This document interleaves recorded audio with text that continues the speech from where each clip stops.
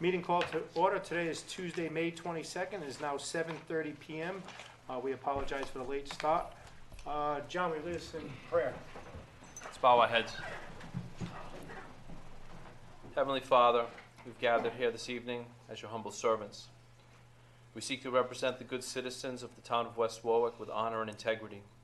May all of our efforts be blessed with your wisdom. May our personal faith give us the strength to act honestly and accordingly in all matters that come before us. Amen. Amen. Angel, is going to pledge allegiance? I pledge allegiance to the flag of the United States of America and to the republic for which it stands, one nation, under God, indivisible, with liberty and justice for all. Councilman Licciardi? Here. Councilman Messier? Here. Councilman Padula? Here. Council Vice President D'Amico? Here. Council President Goslin? Here. There is a quorum.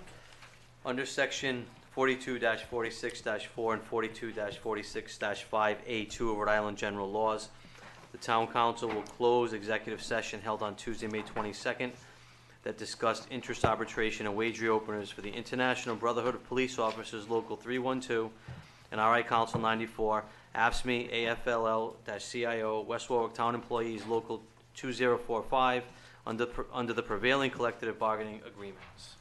Second. All in favor? Aye. Aye. Opposed? Ayes have it. Students Against Destructive Decisions update and presentation sponsored by Council President Goslin. Good evening. Just state your name for the record.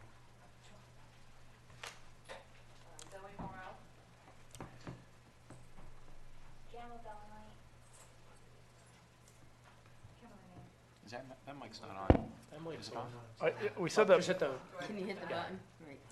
Try it now. Hello. Yeah, Mary- there you go. That works. Mary was right, just to clarify. Mary said that about 20 minutes Shall ago. we state our names again? No, it's fine. Okay. All right. Yes, they should. So I am here to introduce. Thank you for having us come and speak again. And we want to talk about a couple exact points. Placing all our tobacco products behind the counter, changing the age, supporting changing the age from 18 to 21 at the state level. And we're going to talk and educate and discuss vaping products. Do I have to say my name before I talk? Yeah. Okay. Gamma Belenite. So, as you know, we've been surveying the stores in West Warwick, and in that process, we've noted that many stores have the tobacco products on the counter, right at kids' eye level, and near gum, candy, and ice cream. We would like to change the ordinance to read that all products are behind the counter. On the back wall or somewhere where kids are not being able to look at it. The last time we were here, we talked about this, and we wanted to know if this was still a possibility. I think that's in tonight's ordinance. Okay. We also want to talk to you about the need to change the age to purchase tobacco products to the age to 21. There are several reasons for this. One is the fact that our brains are not fully developed until our early 20s. 90% of people who become addicted to tobacco products begin smoking prior to the age of 21. Raising the age will help to prevent people from becoming addicted in the first place. One of the other reasons is access. If the age to purchase is 21, youth will have a much harder time accessing these products. Currently, there are 18-year-olds in our schools, and they're buying it for the younger kids who can't do it themselves, and they're selling it for more. They're making a profit off it. And this is the same theory proven to be correct when changing the drinking age to 21. After the change was made, the amount of drinking and driving accidents dramatically dropped for those below the age of 21. We are telling you this because we want the town of West Warwick to support us and to ask our legislators to support this at the state level. There currently is a bill being looked at, and if it's passed, it would benefit our entire state and make us the 6th state in the country to do this. This also leads us to our next big concern that we would like to aware you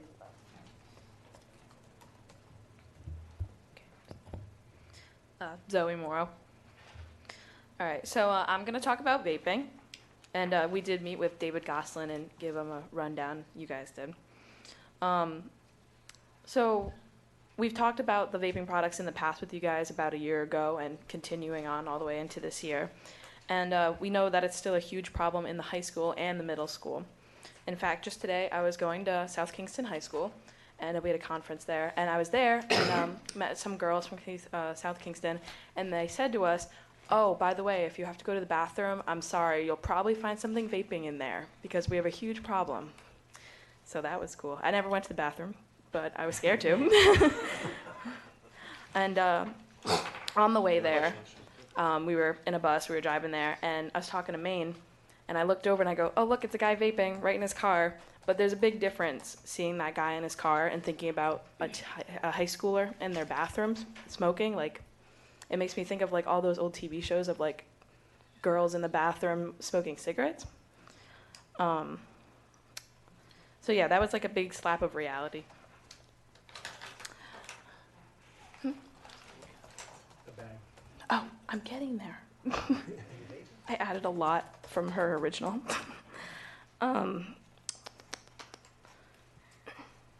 Yeah, I'll get to the bag. So the bag getting passed around has a lot of vaping products that look like everyday products that we've talked about. The USB ports look just like Juuls. Inhalers and pens and stuff like that.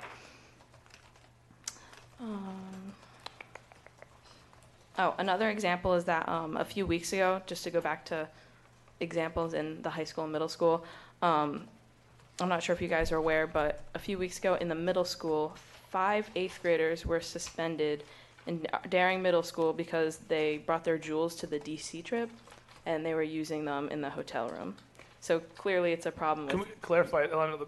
Some of the people in the audience might not know what a Juul is. It's Oh, similar. sorry. It's a smoking device. Dave has one in front of him. It looks like a USB port, but the kids use it to smoke. And so you plug it into your computer to charge. I don't vape, so. So the actual device, and the reason why I brought this up is I ran into a situation like this. And this device was hanging out of somebody's computer. I didn't know what it was. It looked like a USB drive to me. I'm not paying attention to anything. And comes along with this device which charges it, which then goes in your laptop or your computer like that, and it's charging. And these little cartridges go in, and there's all sorts of flavors, whether it's blueberry, Cotton strawberry, candy. cotton candy, all directed to the young age children and under 18 that this does not really, it appeals to the youth. What Dave's holding is also, the nicotine amount is equal to a pack of cigarettes. One You know. cartridge equals 1 pack of cigarettes. And Yeah, they're smaller. I'm than sure a that. lot of you have been in a restaurant or somewhere and you kind of, somebody's like, was there cotton candy going on? It's trick or treat time? so what's going on, like Zoe said, was individuals who are 18 are purchasing these for $25, $30 and selling them for $40 and $50. Now the parents are catching them, and some parents are supporting this, and unfortunately that's happening throughout even our high school and all throughout Rhode Island. Well, like you, I'm sure a lot of parents, I wouldn't have known, I would have thought that was a USB, if I didn't know, I would have been like, I did not know. They're all pens. Pass them down, let's see what they, And at that point, what's that? and one of my things that I said to Kim, Snorting out. one of the things that I had a conversation with Kim and No. Judy at the last time we met was 18-year-olds are purchasing this at the high school. And let's face it, a senior is 18, a freshman's 15. They can purchase those, sell them to a 15-year-old. And yes, they don't know the legal ramifications of that if they get caught. It could ruin their life forever because they don't realize they're supplying to a minor. That's why I have changed my mind and support this council going to the state level and asking them to support the legal age of 21. That'll help a lot of kids from the school level. And when I say school level, I'm talking about kids who have graduated, who still come back to our schools at 19 years old to sporting events and whatever, are supplying these things to the children. Now at 21, I think they've grown up a little more. They won't be coming back to the school as much. But at 19, they will. 20, they will. 21, it's at least a little more away from the children and harder for anybody under the age of 21 to get. They can't just go to the local store and purchase it at 19 years old, go up to the high school and supply that. whether it's a pack of cigarettes, whether it's vapes, whether it's Juuls, whatever you want to call them. I think that this needs to stop. I'm a father. I'm also, everybody knows this touches me because my father, we were just talking about lung cancer up here before the meeting. My father's been battling it, and somehow or another, he's still here and has not quit smoking. And he was told 10 years ago he had a year to live. And, you know, I asked him, I said, Dad, can you quit? And he said, why quit now? And that's probably all the wrong things I want to hear as a son. But most of all, I want to stop children from getting this. Because, first of all, my father's generation doesn't know what this does to you. My generation doesn't know what this does to you. Nobody knows at this point. And They the don't kids know. don't know what this does to you. And then 30 years from now, this generation, this young generation is going to say, we told you so. This is killing us. And tobacco companies settled billions. I was just watching an article on the Today Show. The gentleman sued the tobacco industry, and they settled for multi-billion dollar, $100 billion plus to settle out and pay off the tobacco. If you don't think that's a business, $100-something billion to settle a tobacco industry lawsuit, and now he's battling the opioids, and they're fearing him because of this, because he won the tobacco. But think about what the tobacco industry is doing. If they're willing to pay billions of dollars to settle, think about what their future is and how they're trying to make their money. I mean, I don't know about anybody here. If I had $100 billion, I think we'd be all set. But I mean, this is what the tobacco industry is doing. And I got to say, you know, a year ago, 2 years ago, when this group came to me, I want to support them as much as possible. Now I want to support them 10 times much as I ever did before. I believe that these things are dangerous. I have seen them in my household. And I'll tell you, it's not a good feeling as a father. So, you know, I thank you for all the hard work you do. And Kimberly Main, I just want to clarify, the bag that went around had multiple items in it, pens, pencils, lipstick, highlighters, things that you might see your kids have in your pencil bag. But mixed in there are items that you would never notice were not pencils, pens, lip gloss. So that was the purpose of that. Yep. Go ahead. Thank you, Kim. I'm back. All right, so I'm also, I mean, we talked about marketing a lot last year, but we just wanted to go over something. I mean, you kind of covered it, talking about the tobacco companies, like, really pushing, obviously, all that money, but they also, like, market it as if it's a safer alternative. And back in 8th grade, when I was, like, first aware of all of this, I thought they were like, oh, yeah, that's cool. My mom smokes a lot, and I knew a lot of, like, people whose parents smoked a lot, and I was like, oh, maybe that is a good idea. And I had no idea that they were harmful or anything. It wasn't until I started getting educated. So I can't really, like, when I look at kids who are smoking, or vaping, I can't really, like, blame them for not knowing. They might, I mean, a lot of them probably do it because it's cool, but a lot of them also don't know, like, how bad they are. So you can't really, like, be mad at them. The dentist level. All right. And, yeah, we're going to talk about flavors, as we always do. A big goal of ours is to add in to the ordinance that flavors be taken out of all stores that are not, like, convenience stores. So they'd only be in, like, adult stores. And I think there's about 2 of those in West Warwick. If you notice, that bag has an odor to it. That's all the flavored product in there. That's what it smells like. It just smells sweet. Yeah. Like you said, like, if you're in the restaurant, Potpourri. and you smell something. Like, I was at my sister's soccer game the other day. She's middle school. She plays for, like, the town league. And I was sitting there with my grandma, who has horrible, horrible lungs.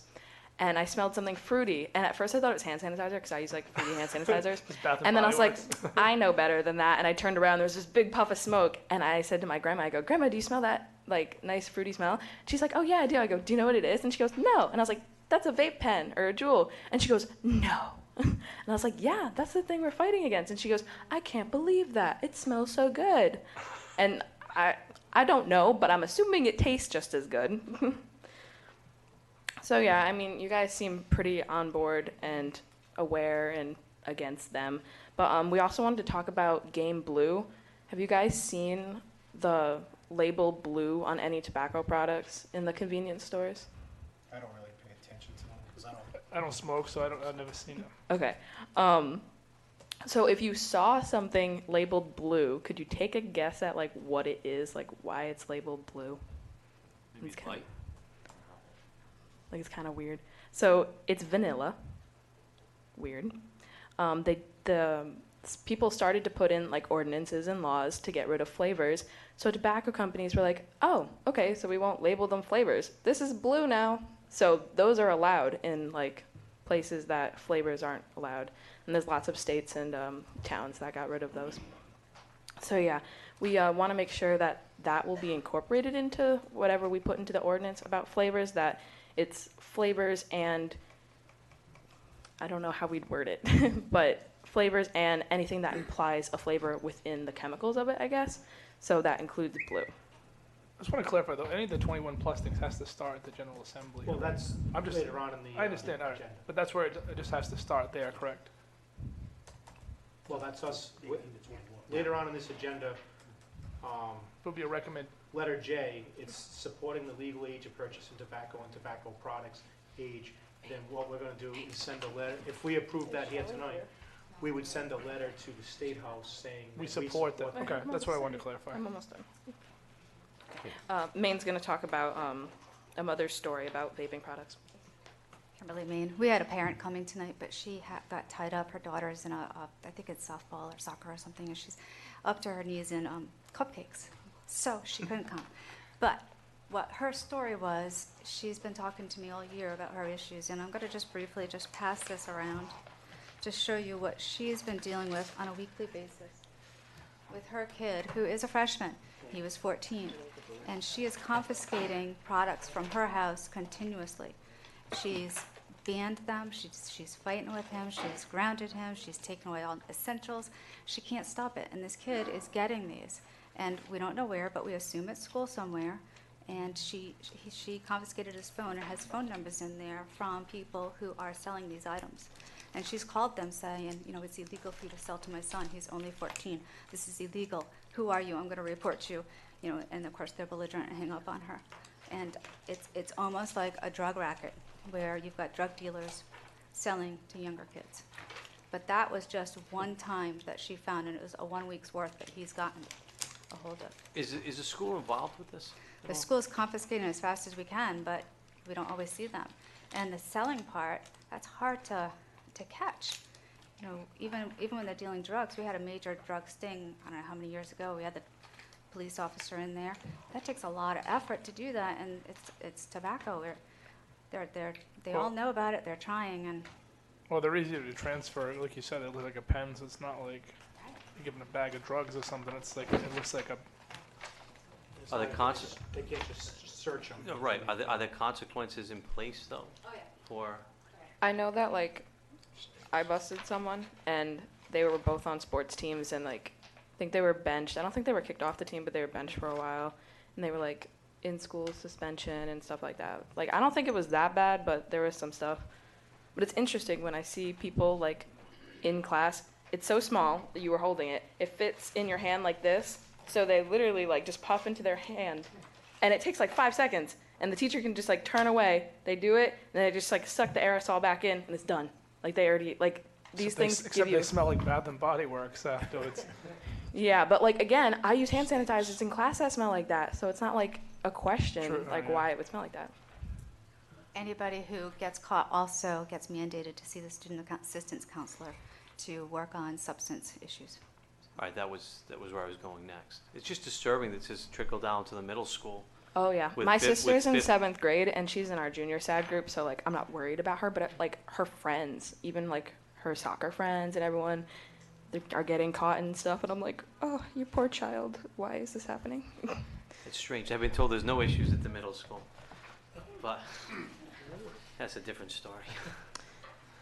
So I'm How, just how gonna. much? I mean, how much of it do you think is coming from younger kids? I mean, do you think it's a strong percentage of the people selling it are like younger kids? Like I say younger kids, I mean like 18, 19, 20. You think a large portion of the people buying them is that age group? I could get one if I went home tonight. I could tell you that. Like, I got coworkers that are 18. I got friends that are 18, 19. I could easily get one, like, as soon as I went home tonight. And kids in high school want them, so that's how they'd get them, all their friends.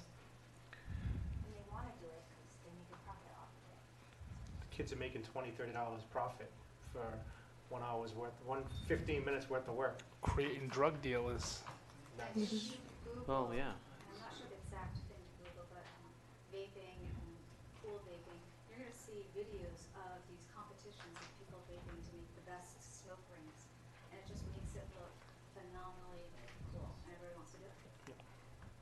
I'm not like as adults. I mean, even with smoking, I hate smoking. I don't smoke at all. I think the age thing is kind of like, if you're an adult and you do something, it's different than if you're a kid. I mean, the stuff in the middle school is crazy with anything, but that's the only place where I'm torn as far as the age.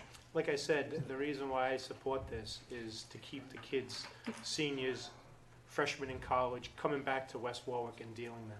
Yeah. And that's the majority who are dealing it to the students, and that's no if, and, or buts about that. Any parent who is involved up at the school knows who is who and what is what, and you can see it, and you know who it is, and you could tell. And one of the conversations I had with Kim was, you could tell the kids were coming back, you know, and I'll use, there's some individuals are coming back for good reasons. They're coaching, they're working to be a coach or whatever. Then you have other kids coming back, and they're up to no good because you just know.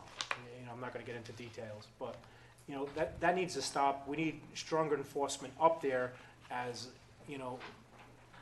our SRO officer, the dean of students. They need to keep an eye out more and more up there. And unfortunately, you have to probably make examples of somebody to try to resolve it. As I said, 18-year-olds don't understand the ramifications. They sell into a 15-year-old, they get caught, they think it's a slap on the hand. But if that goes on their record, that's on their record forever, dealing to a minor or selling substances to a minor. Is a vape considered? Is it still considered like the same? Considered a tobacco product. You must be 18 right now to purchase it. And if you're selling it to a minor, yes, you will get the same. Same as if you were I selling. mean, you're not going to get, I don't know what the punishment is, but, it's just like selling a pack of cigarettes to a minor. I understand like your issue with that, because my mom always says like, I really like that you're doing all this, but I don't really support like the age moving, because once you're 18 you're an adult and you should be able to do what you want. And my like rebuttal is usually, well, first of all, the drinking age is 21. Like, we clearly figured out that people under 21 weren't capable of doing that responsibly. And I always think back to like when you're little and you like the whole class gets in trouble because two kids were fighting or something, and it's like someone has to ruin it for everyone, and that doesn't just go for school. It goes, further than that, and that's just how life is going to be. Like, you can be responsible and everything, but there's going to be kids that ruin it. So If this was about two kids, I'd still consider it important, but this is about hundreds of kids right now that are involved in this, just here in this town. Now, take that across the state of Rhode Island. We're not talking about a little epidemic here. This is something we don't even know what the cause is going to happen down the road. We don't know, again, we don't know what's going to do to people's teeth, gums, lungs, body, whatever it may be. We don't know the effects. It could be worse. It could be the same. The research that I've done, it's not pleasant. No, I think it's bad. They I compared it agree, to but I'm meth- saying we don't they- know because you Right, won't know till yeah, 10, it's 20 too years. 'cause early, it's- yeah. They actually compared vaping to meth mouth, and that's anybody who's using that drug. It loses their teeth and whatever else, and they're saying that's what's going to happen to this generation. How have you talked to either Senator Satchel or Rep. Nunes? And yeah, I how was at the they- State House 3 times this month, and Okay. 2 times I spoke, and I talked to both the senator and the rep. Patricia Serpa supports a lot of everything, including the age moving.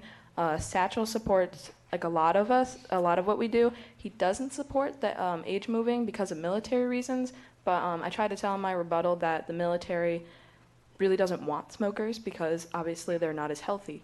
And I tried to give him some statistics, but I think he kind of stands his ground, so maybe you guys can change his mind. That's another one of our hopes for tonight. I mean, you guys. I definitely commend you guys for doing this great work too. I mean, you guys see it firsthand. We're old guys, so we don't know what it's like to. Except for John over there, who looks like he's 25, but the rest of us. I mean, you're in the school. John, do you see a lot of It's a this major going on at the problem. school? Absolutely, and I was there when we had this discussion a few months back. It is a major problem, and like the kid said, they hide it. You can't see it. It's so small. And that's part of the problem. We can't catch them because we can't see it. Right. And they're quick and they're sneaky about it. That's why I sat behind the kid that did it. That's the only way they'll get caught. Girls, I think you did a great job with this. Thank you. Yeah. Thank you. And, My last line was just thanking you guys, so thanks. Thank you. Yes.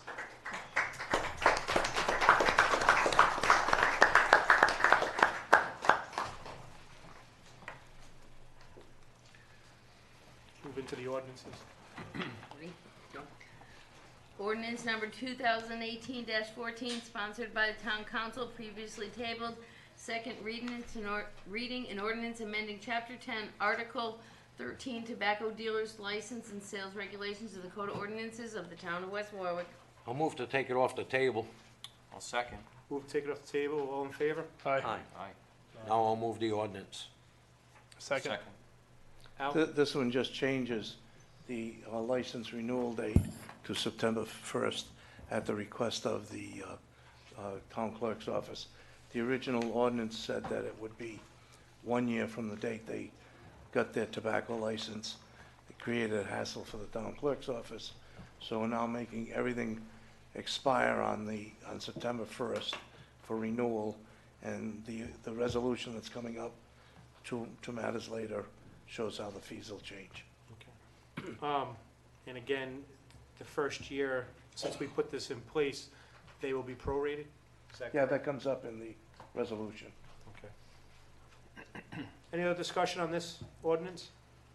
Hearing none, I'll take a roll call vote. Jay? Yes. Angelo? Yes. Jay? Yes. John? Yes. And I vote yes. Ordinance number 2018-17, sponsored by Town Council. An ordinance amending Chapter 10, Licenses and Business Regulations, Article 13, Tobacco Dealers Licenses and Sales Restrictions of the Code of Ordinances of the Town of West Warwick. I'll move the ordinance. Second. This one is the one that the young lady was speaking about. We prior said that they had to be, the tobacco products had to be in an area that was supervised. I've deleted that, and the new language will say, all tobacco products as herein defined, which they're all vapor and everything else is defined in another section of the ordinance, including but not limited to jewels and refills, which was new on the scene. So I want to clarify, those were in our previous ordinance, did we specify those at all? They weren't even mentioned, right? We didn't know anything about jewels. Matter of fact, when David sent me that, I thought he misspelled something. But now, let me ask a question. We're passing these ordinances and going along, which is great, the work that these kids do, and we allow smoking up to school and alcohol. What kind of precedent does that send for these kids? You're talking about events, and again, those events are, again, they still have to be 21 to have those products. Alcohol is up there, yes, and smoking is up there. Right now, 18 can smoke on these special events, but also these events are not going on during school hours. So like, when you're talking about Brawl for It All, those events are after school hours. They've been approved by the superintendent. Also, when we brought like Brawl for It All, and again, those are adult establishment when we have those events. So again, it keeps the kids away from it. They have to be 21 to smoke, and 21 if the state changes to 21, and 21 to drink. Now, again, this has nothing to do with the events. Whatever happens as an adult, I mean. But what we're doing here, restricting these businesses, which you're supposed to be 18 to buy them anyway, and I don't think we're restricting it, we're just saying it has to be in a different area. It's not restricting them from selling it, right? It's just gonna be in a different There's all- section. This says that Well, you're they giving them shall be restrictions. placed and maintained behind all counters available to the But public. they can still sell it, it's just gotta be behind the counter, Has to so be we're behind. not restricting them, they can still sell it. That's like saying the beer has to be behind the counter, I mean. So we're, Just a point, that's all. so we're looking at, if we choose to do this, to promote the age, going from 18. This That's not ordinance this- has nothing that's to do with the No, age. this has got nothing to do with that. We don't have that power. But if we're gonna be, it was this was just brought up. So we're gonna, if we choose to go from 18 to 21 and support that, and then all of a sudden, because it's not into effect yet, and it's not the law, we're gonna condone the smoking from an 18, 19-year-old at the Civic Center. We're gonna allow that to happen. You guys are comparing It's apples and oranges. events at the Civic Center and school. It's all related, though. It's all No, related. two different things, listen, though. it's not, because you're gonna say there's no, it's like saying there's no smoking at town hall when they go out in the parking lot and smoke in the town hall. You could be 18 years old and employed here, and you're gonna go outside and smoke in your car. That's something totally different. You're talking about events, and we're talking about people dealing and selling and getting This- this stuff to the minors. This doesn't have anything to do with Any of age or that, anything. but- It just says, In a what you're separate selling, area. put it behind a counter. This ordinance in general keeps the vapes and everything right out of the candy aisle. You guys smell that, it smells like cotton candy. You keep it out of the front counter, so when they walk in the store, it's not sitting right there and kicking No, I grass. understand. That's what this ordinance is about. We could talk about the age right after this. But again, I know where this is going. This has nothing to do with private events whatsoever. It has to do with sale and where they're selling the product. This is here on first reading. So again, this would stop all tobacco products, including jewels and refills, to be sold on the front of the counter. They ought to be behind the counter. And majority of and that was one good thing that I heard in my last meeting, was majority have followed the rules. And, But they're locking them up anyway because the kids are Kids are stealing them. stealing them, yeah, absolutely. well, and again, believe it or not, there are some still having them right there at the front counter. Until they get whacked enough, they'll move them. One way or the other, they might be their own worst enemy. Any other comment from the council? Any public comment? Kim? Just state your name for the record. Kimberly Main, I just want to clarify, jewels were out when we came last time, and I passed them around last time, they just weren't as popular yet. So really, Juul is a vaping device along with all the rest of the devices. It's just a name of one, and there's many specific names of different ones, but that's just one of them. So would this ordinance come into effect, would it all encompass any new devices that are all vaping type, like if a new one comes out next month, would this ordinance, or would we have to redo it at that No, it point? says not limited Not to limited to. jewels and refills. So I any, think if you just put in there, any vaping device I'm and pretty sure that's it. tobacco Yeah. product, just wanna, It is. it would count. It doesn't have to name Juul or Blue or anything, it just has to be general because you guys already defined that. Yep. So I just wanted to clarify that, and then, that was it, I think. Thank you. thank you, I believe the original definition is all-inclusive. okay. Any other comment? Hearing none, I gotta take a roll call vote. Jason? Yes. Angela? Yes. Jay? Yes? John? Yes. And I vote yes. Fees and charges for town clerk's office, tobacco fees, Appendix B. There's nothing to move. Resolution, move the resolution. Second. Moving second, discussion? This was one David approached me with. The original license for a tobacco license was $100 initially and $25 for the renewal. David suggested that I present this to you, that the license will be $300 a year, each year. And because we've gone to that September 1st renewal, if you are coming in for your initial license, it's $25 a month until that September 1st date, and then $300 a year. Because we're gonna have people who are, already got their licenses expiring, in an interim, it'll be $25 a month up till the September 1st date. Any questions for Al on that? Any public comment? Hearing none, all in favor? Aye. Opposed? Ayes have it. Thank you. Thank you, Al. Supporting legal age of purchase tobacco and tobacco products. Resolved that the Town Council of West Warwick hereby supports moving the legal age of purchasing tobacco and tobacco products from the age of 18 to the age of 21. We hereby support the General Assembly to support this resolution. Move the resolution. Second. Moving second, discussion. Again, going back to the age of 21, I'm not gonna compare it to events that are sold or booked at the Civic Center. Again, if this goes to the age of 21, because right now, they could smoke up there at the age of 18 during those private events. They could smoke in any outside of any establishment at the age of 18. This goal is to make it 21 and keep it a little more difficult for our children to get that. This has absolutely nothing to do with renting any town facility or turning into that. It absolutely has all to do with keeping the tobacco away from the children.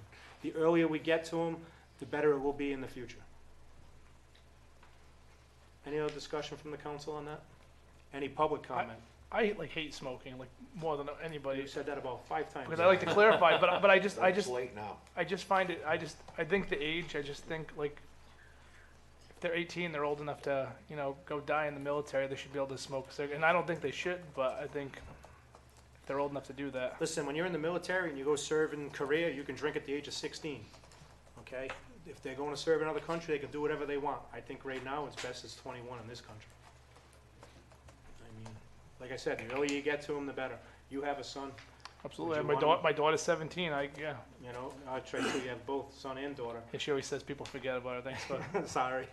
But again, you don't want your kids, I don't want my kids touching it. I've always taught my kids not to smoke. My mother quit at 52, God bless her, and I use my father as an example. my father, he had chronic COPD. That's what he passed away of from years of smoking. So And think about if this was in place that he couldn't smoke until 21, he might never smoke. he was smoking when he was like 12. So I mean, Exactly. it wasn't But- that was never legal. Again, Any other public comment? Hearing none, all in favor? Aye. Opposed? Aye. Ayes have it. Wait a minute, I'm gonna take a roll call, because I only heard 1 and 1. Jay? Yes. Angelo? Yes. Jay? No. John? Yes. And I vote yes. Now, Mary Ann, can we make sure the State House gets a copy of this, and can you also send this to all other 38 cities and towns, so they can possibly support us too? Not this year, it won't come up. They're working on it right now, it's in Senate. Oh, it is. So if you can get this to all the other cities and towns. Actually, I think the Senate just passed it, moved it to the reps, is that how it happened? So, it's in the reps' hands right now. Minutes of the previous meeting. Just so we're clear, you're gonna send it to other 38 cities and towns? I wrote to the other 38 cities and towns and to the State House. Thank you. Okay. Minutes of the previous meeting. Resolved that the minutes of the April 24, 2018 executive session, April 24, March 23, and May 1st town council meetings are hereby accepted. Move the resolution. Second. Moving second, any discussion? Any public discussion? Hearing none, all in favor? Aye. Opposed? Ayes have it. Good night, SAD group, thank you for coming tonight. SAD group, That didn't sound good. Students Against Destructive Decisions, sorry. Consent agendas, license applications. Resolved that the consent agenda having been posted, all matters being referred to proper departments and being disposed of or awaiting recommendation, the same is hereby approved. Move the resolution. Second. Moved and seconded, discussion? Any public discussion? Are you guys on now? Yes. So how do we have to recuse So, ourselves? We need to do we need to. There's- We can't so- all recuse ourselves at the same time. Hold on, let me just clarify. Councilman Licciardi's gonna recuse himself from his business, because we can't all recuse, or we're gonna have a two-person council. Councilman Messier is gonna recuse himself from his business. Councilman D'Amico is gonna recuse himself from his business. Unfortunately, the next time this happens, can we make sure that we put them separate so this doesn't happen? So, right Yeah, now, we they're gonna shouldn't be vote. put on a bunch with the rest. It should not be, because you just can't vote. So, at this point, they're recused from their 3 matters, but they're gonna vote on the rest. Does that sound? No, why don't you? No, you gotta vote on there Take- separate. Take Jason's first. Yeah. Jason, you recuse yourself, everybody Right. can vote their way. Once that's done, then move on to Jason's. Once that's done, move on to John's. And then we'll just vote on everything else. Right. Okay. All right, right now, we're gonna vote on Councilman Licciardi's. All in favor? Aye. Specifically say what it is. Well, I have to go through. Jay, what's the name of your business? So I don't have to. Love Your Lawn Landscaping LLC. Councilman Licciardi is gonna recuse himself from Love Your Lawn Landscaping Business. I take a roll call vote on this. Okay.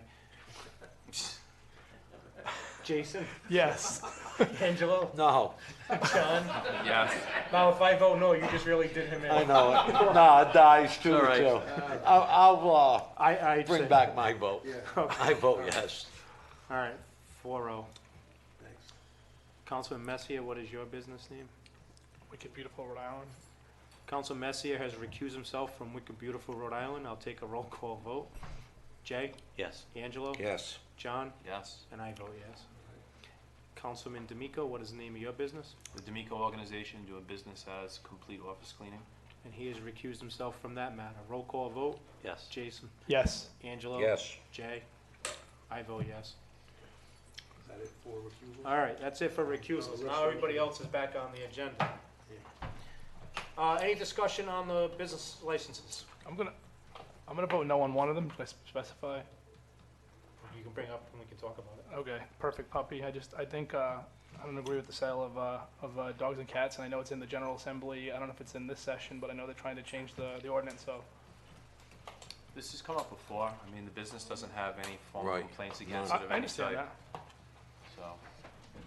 So, That's one of the reasons why, you know, it has been brought before the council, and there has been, I think, one complaint to the Better Business Bureau on that business, and, you know, I think if you look at any business in West Warwick or in the state of Rhode Island, there's probably been one complaint on everybody, so again. This isn't specifically aimed at them. It's about all sale of No, dogs I and cats. understand. So. So my suggestion would be is pull that one as an individual, vote on that, and then if there's no objection and everyone's gonna vote in the positive on the rest of them, then do the rest of them as of. Does anybody else have any items that they're? So we'll vote on, what's the name of that one again? The Perfect Puppy. Perfect puppy. Jay? I'm fine with their license. Okay. Angelo? I'm fine with it too. Jason? No, it's a roll call vote. I'm doing roll call, so. Yes, so no. John? yes. And I vote yes. No, the rest should be voted. Now, the rest.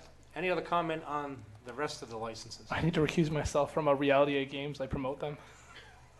Why don't you just recuse yourself from the Okay. whole matter? Thank you. Bring that one. out of here. See you No, guys I'm not. Any other discussion? Any public discussion? Hearing none. All in favor? Aye. Opposed? Ayes have it. Consent agenda resolved that the consent agenda, consent agenda correspondence. Resolved that the consent agenda having been posted, all matters being referred to proper departments and being disposed or awaiting recommendation, the same is hereby approved. Move the resolution. Second. Moved and second. Any discussion? Again, we have a couple items on the agenda with the reappointment of zoning, technology committee, two major ones, Spotnik versus West Warwick regarding the posting to the meeting for Martin Luther King's Day. That came back in our favor. And there's a new one, just so the council's aware, Spotnik versus West Warwick Town Council regarding West Warwick Town Council meeting on March 20th. Again, all the information is in there, so you all should have it. And the town of Portsmouth urging Rhode Island Attorney General to distribute Google funds to Portsmouth School Committee. Unless they're giving us the money, I'm not supporting it. But, and also, the Sickard family also thanked us for the card and the flowers. Any other comment? Any public comment? Hearing none. All in favor? Aye. Opposed? Ayes have it. Ordinance number 2018-6, as amended, first reading, sponsored by Council President Goslin, an ordinance amending Chapter 14, Police Article 4, Security Alarm Regulations of the Code of Ordinances for the Town of West Warwick. I'll move the ordinance. Second. Moved and second. Discussion. Al? This is the ordinance that's been before you several times we removed the provision that was going to put a charge for the, I'll call it the maintenance of outside lines. The rest of it is exactly what's been in your ordinance forever. The couple of changes were made that we no longer allow automatic dialing devices. That's been removed. Where the fines were set as fees, that's been changed over to fines. And other than that, it's what we've always had. We got rid of the Yep. provision that. Charge, that was against that. Any questions for Al? Any public comment? Hearing none, roll call vote. Jason? Yes. Angela? Yes. Jay? Yes. John? Yes. And I vote yes. Ordinance number 2018-15, first reading, sponsored by Council President Goslin, an ordinance amending Chapter 1, General Provisions of the Code of Ordinances of the Town of West Warwick. I'll move the ordinance. Second. Moving second, discussion now. This one is, as I was going through this code update, I kept finding in sections all through the ordinances references to the mayor. So I put in the general provisions of the ordinance, that anywhere in our code of ordinances that it says mayor, it now means town manager. And that way, because every time I'd look at it, I'd find some section that made a reference to mayor, and it would mean look at every page. So there's just as a blanket, anywhere in our ordinance that says town mayor, that says mayor, it now means town manager. Thank you, Al. Any questions for Al? Any public comment? Hearing none, roll call vote. Jason? Yes. Angela? Yes. Jay? Yes. John? Yes. And I vote yes. Ordinance number 2018-16, first reading, sponsored by Council President Goslin, an ordinance amending Article 4 of the West Warwick Pension Plan for Police and Fire, and Article 4 of the West Warwick Pension Plan excluding police and Move the fire. ordinance. Second. Moving second. Mr. Council President, if I may be heard in this matter, I had a discussion today with the Pension Committee's attorney, Krista Schmidt. She's asking, and I would agree with her and recommend to the council that this matter be tabled only to allow for the appropriate documentation and language to be put into the two separate pension changes, because we've got the one that's for fire and police, the other one is not for fire and police. And Attorney Schmidt indicated to me today that there was a problem regarding the process in which, when it was originally presented to the town council, it was presented as one, and some of the documents, some of the sections don't line up, so she's requesting it to be tabled so those can be presented in the appropriate format. Motion to table. Second. All in favor? Aye. Just for the council's knowledge, the way this came about was I just contacted the pension committee, and this was submitted to me. Thank you. You gonna take a vote on that? We table. Save table. Ordinance number 2018-18, first reading, sponsored by Council President Goslin, and the, what is this? Amending Chapter 13, Planning and Development, Chapter 15-5, Soil Erosion and Sediment Control, and Chapter 16, Streets and Sidewalks of the Town, of the Code of Ordinances for the Town of Move West the Warwick. ordinance. Second. This again was in our code update. I submitted the various sections that involved our engineering department to Jim Jeremiah. Jim Jeremiah submitted the language I presented to you back to me to bring them in line with state statutes and resolutions. So that's basically from my discussion with Jim. That's what this does. It brings our ordinances up to date with the state statutes. Any questions for Al? Hearing none. Any public comment? Hearing none. All in, roll call vote. Jason? Yes. Angela? Yes. Jay? Yes. John? Yes. And I vote yes.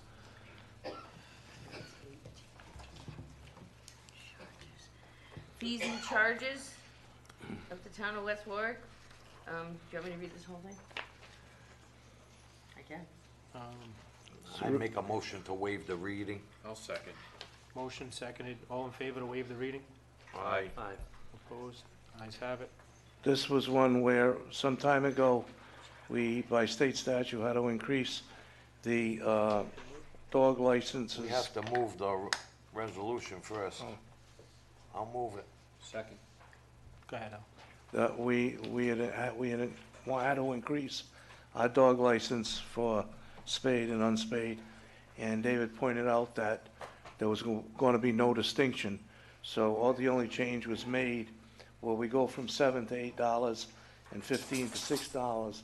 I put an asterisk next to those numbers, and the asterisk says that $1 of each fee shall be a surcharge fee to be placed in the low-cost spay-neuter program account. That's by state statute, but David wanted the distinction made as to where that dollar was going to go. Yeah, I think we discussed a lot of this during our The- budget time. The second section was, there was a $10 fee in that fire ordinance, and it was in there in the ordinance. We moved it out to Appendix B as a fee. And the third thing was, for some reason, our ordinance said that it was $25 for VIN inspections by the police department. The state statute says $10, so this brings that in line with the state statute. Any questions for Al? What were we charging? 10. Just making sure. No, we were charging the 10, but the fee schedule said for 25. The chief called that to my attention. Any questions for Al? Any public comment? Hearing none. Jason? Yes. Angelo? Yes. Jay? Yes. Yes. John? And I vote yes. Thank you, gentlemen. Thank you. Thank you, Al. Active Shooter Response Upgrading Department Tactical Gear for Police Department, sponsored by Council President Goslin. There's nothing. There's a Move the resolution. Do I have a second? Second. Chief?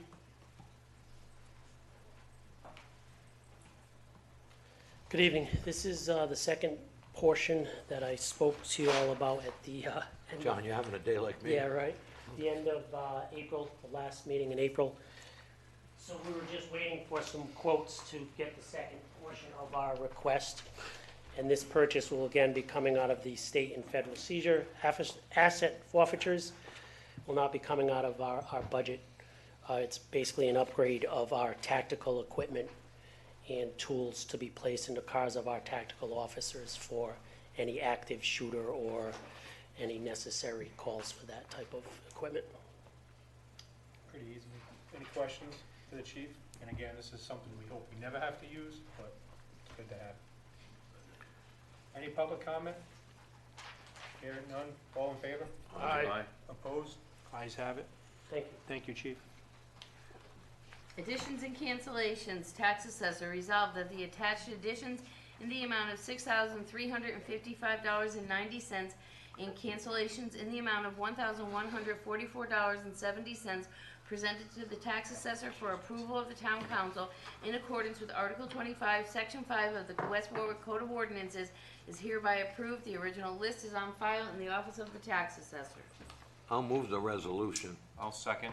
Move second. I am recusing myself from the matter. Any discussion? Any comments from the public? Hearing none, roll call vote. Jay? Yes. Angelo? Yes. Jason? Yes. And I vote yes.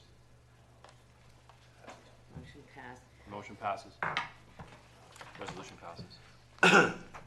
Certification of town budget. Resolved that the attached is certified as the town budget approved at the May 17th, 2018 all-day referendum. What is that, a resolution or what? There's no paper. Yeah, I'll resolution. move the resolution. Second. Resolution. Moved and seconded. Discussion. Again, this is basically certifying the budget. The budget passed 418 to 287. Again, low turnout. Seems to get, it depends on the type of year, but 2012 was a high turnout, but that wasn't an all-day referendum. And I think the most we've had is about 12 to 1,300. And this year was 705. So again, it's passed 418 to 287. Any comment from the council? Any public comment? That's how I feel too. Any public comment? That's my comment. Hearing none, all in favor? Aye. Opposed? Aye. Aye. 3-2. Who said no? Me and Licciardi. Tax levy subject to the results of the, task.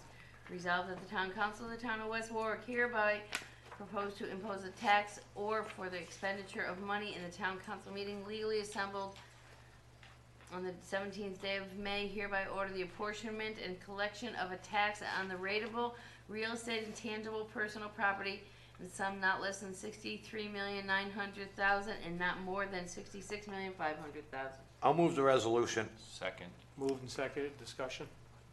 Any public discussion? Hearing none, all in favor? Aye. Opposed? Aye. What do you, Joe? What? Did you say yes? I'm for it.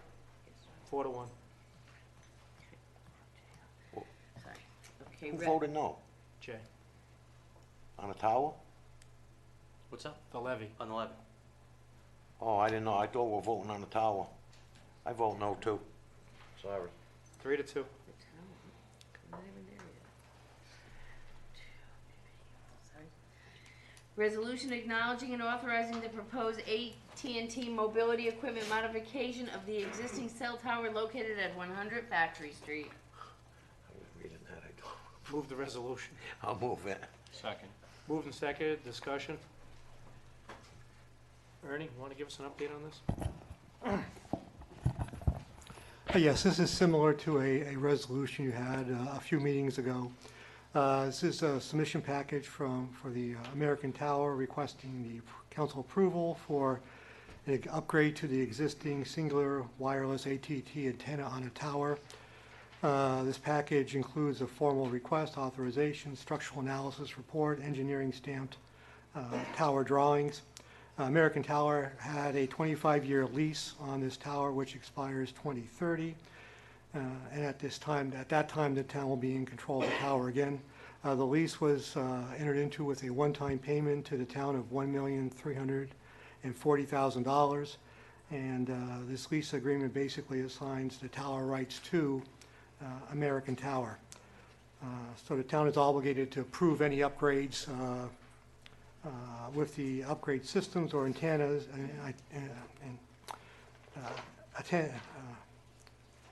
upgrades, as long as the engineering documentation is sound and appropriate, which it is. So again, this is an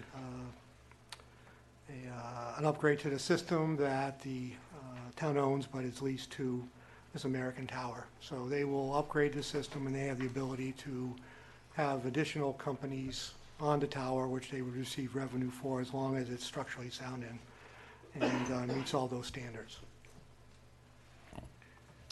Any other comment, any question for Ernie? Any public comment? Hearing none, all in favor? Aye. Aye. Opposed? Ayes have it. Resignation from the West Warwick Zoning Board of Review. Resolved that the town council hereby acknowledges the resignation from Deborah E. Schusterman of the West Warwick Zoning Board of Review for the town of West Warwick. I'll move the resolution. Second. Moved and seconded, discussion?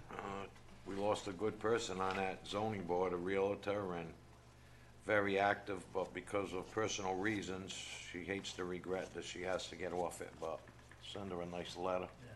If we can again send her, thank you for her volunteerism and dedication to the board for the past couple of years. Any other comment? Hearing none, all in favor? Aye. Opposed? Ayes have it. Appointment of the West Warwick Technology Committee. Resolved that the town council hereby appoints the following individual to serve as a member of the West Warwick Technology Committee for the town of West Warwick with a term to expire 12/31/18. I'll move the resolution. Second. Moved and seconded, any discussion?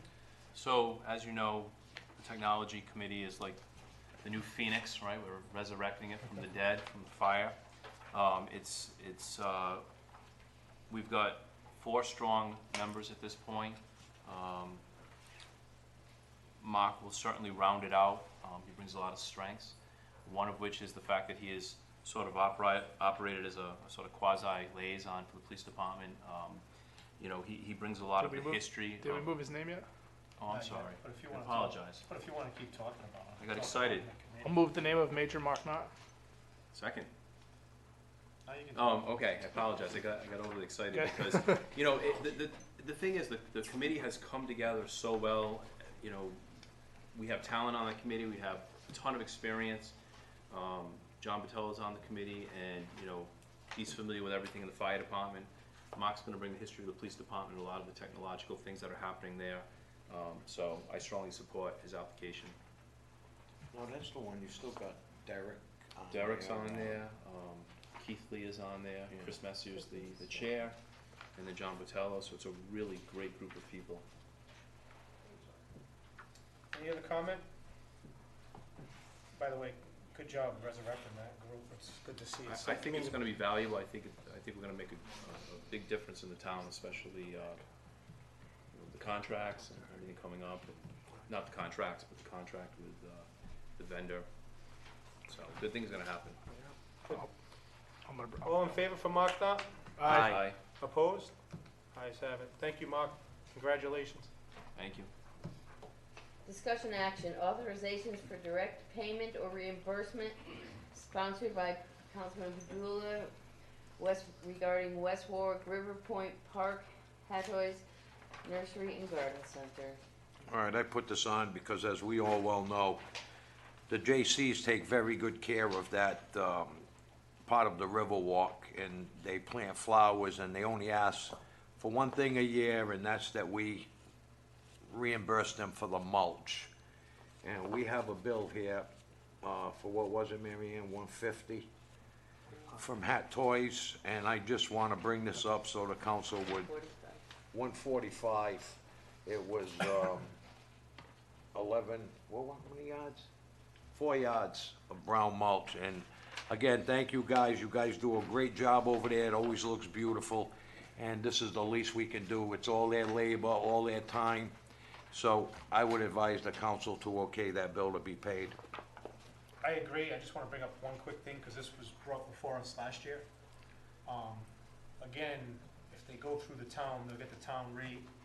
And if they were told last year to reach out to Tony Duffy when it comes time, and they'll get the mulch for them.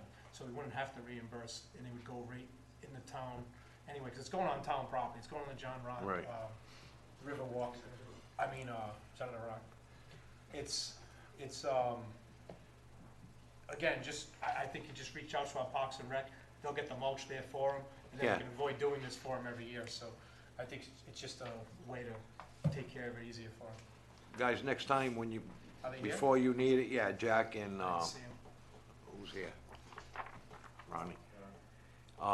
Just reach out to Duffy and we'll make sure it's there. You don't have to, and then if you have a problem, then just give us a call, but. And thank you for all your hard work down there. Any questions? Any public comment? All in favor? Aye. Opposed? Ayes have it. Hanging flower baskets in Arctic, sponsored by Councilman Messier. This was supposed to be Messier in D'Amico. Just for the record. So we're gonna have to, can we put this on the June 5th agenda? Let's talk about what you want to do here. Well, we're gonna talk about it more. Barbara Tabak has been, yeah, we're just gonna talk about it then. Barbara Tabak has been working on something that's gonna help beautify West Warwick, and it's not gonna cost us anything, so we'll talk about it next meeting when Barbara's there, so Barbara can explain it No, more. just don't do anything. Yeah, just please, make a note to put it on the next agenda, June 5th, please. Thanks. I thought you were going to talk about it here tonight. Well, Tonight's agenda. I did put I got a call this at 12 noon today from Barbara Tabak asking me if we could, she ran into, yeah, she ran into a few issues, so that's why we're pushing it off to the 5th, so. No problem. Town manager's report. I have two items to review or to go over with you this evening. The first one is some correspondence that I forwarded to the council regarding the concerns that were raised on the permitting process at in a building which is 41 Industrial Lane. So I can go through this in as much detail as you like, but I will just sort of outline for you some of these areas that have been brought to the council's attention and to my attention through various meetings. And what I tried to do is list the major issues that were brought to our attention and review them as best I could, and then ultimately draw some observations and then some recommendations going forward. So, by way of background, a concern was raised on December 19th at a council meeting regarding a certificate of use and occupancy being issued at 41 Industrial Lane without the required West Warwick Fire Marshal's approval, as well as in subsequent times and in some other times, some other issues that have arose regarding the building process for that facility. And again, background is 41 Industrial Lane. It's a 9,000 square foot, 50 by 180 steel building on a concrete slab foundation. It's owned by 4N Properties LLC. And this information is from the Warwick Tax Assessor's Office. The first question that was raised, there was a certificate of occupancy issued on July 27, 2017. The building official issued a certificate of use and occupancy for a garage building consisting of 5 individual garages. And the certificate of use and occupancy, which is the correct title, was issued improperly, and there was no final inspection from the West Warwick Fire Marshal's office. All the other inspections were made except with the exception of the Fire Marshal's certificate. A question was, why was the initial Fire Marshal's inspection performed? It was performed as a result of the concerns that were raised at the December 19th council meeting. And the question about issuing the certificate of use and occupancy permit without the necessary approvals of the Fire Marshal's office, that was correct. That statement was correct.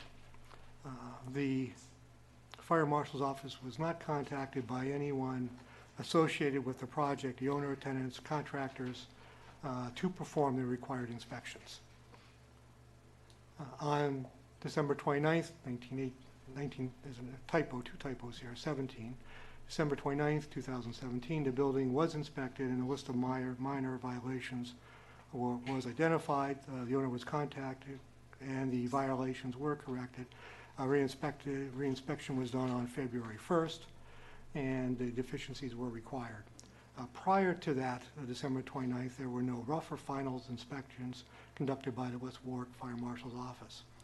And again, it's up to the responsibility, as I indicated, for the owner, tenants, contractors to call for rough and final inspections of the Fire Marshal's office. And again, those inspections requests are made directly to the Fire Marshal's office. All the other inspections are made through the Building Department's office. And the last involvement of the West Warwick Fire Marshal's office was prior to the December 29th inspection was a plan review, which was August 2nd, 2016. Subsequently, a complaint was made about a concrete barrier that is adjacent to the property, access on a privately owned property. The complaint was investigated and determined not to be a public safety concern. There was access around that area. And this was later supported by a member of the State Fire Marshal's office who visited the site. A question about sprinklers, are they required? And the answer is no. The size of the building controls whether or not sprinklers are required, and this building falls under that requirement. And another question came up as to a building permit being issued to a homeowner on a commercial building permit without a contractor's registration number. State statute does allow for applicants to take out a application if it's taken out by the owner in fee. The building permit states the homeowner is the contractor, and the permit was taken out and accepted by the prior building official. And again, this project spanned 2 building officials, so keep that in mind. Why was the building permit issued with no stormwater calculations? Those are, stormwater calculations are required. There is nothing in the file about that. And again, the initial building permit was issued or would have been under the jurisdiction of the building official at that time, again, who no longer is a employee of the town. Was landscaping, there's no landscaping plan as required by state law. Again, that is correct, there is no landscaping plan in the building department file. And again, this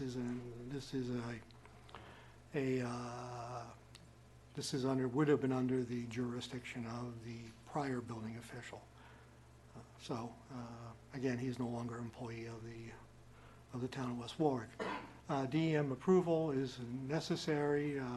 There is no correspondence from the DEM in the building file. Again, this would have been something that would have been requested or asked for by the prior building official. Now, I did see a site plan that indicated that this building or construction would have been beyond 200 feet from the Patuxent River, and then therefore would not be under DEM's jurisdiction, but I'm not sure about wetlands.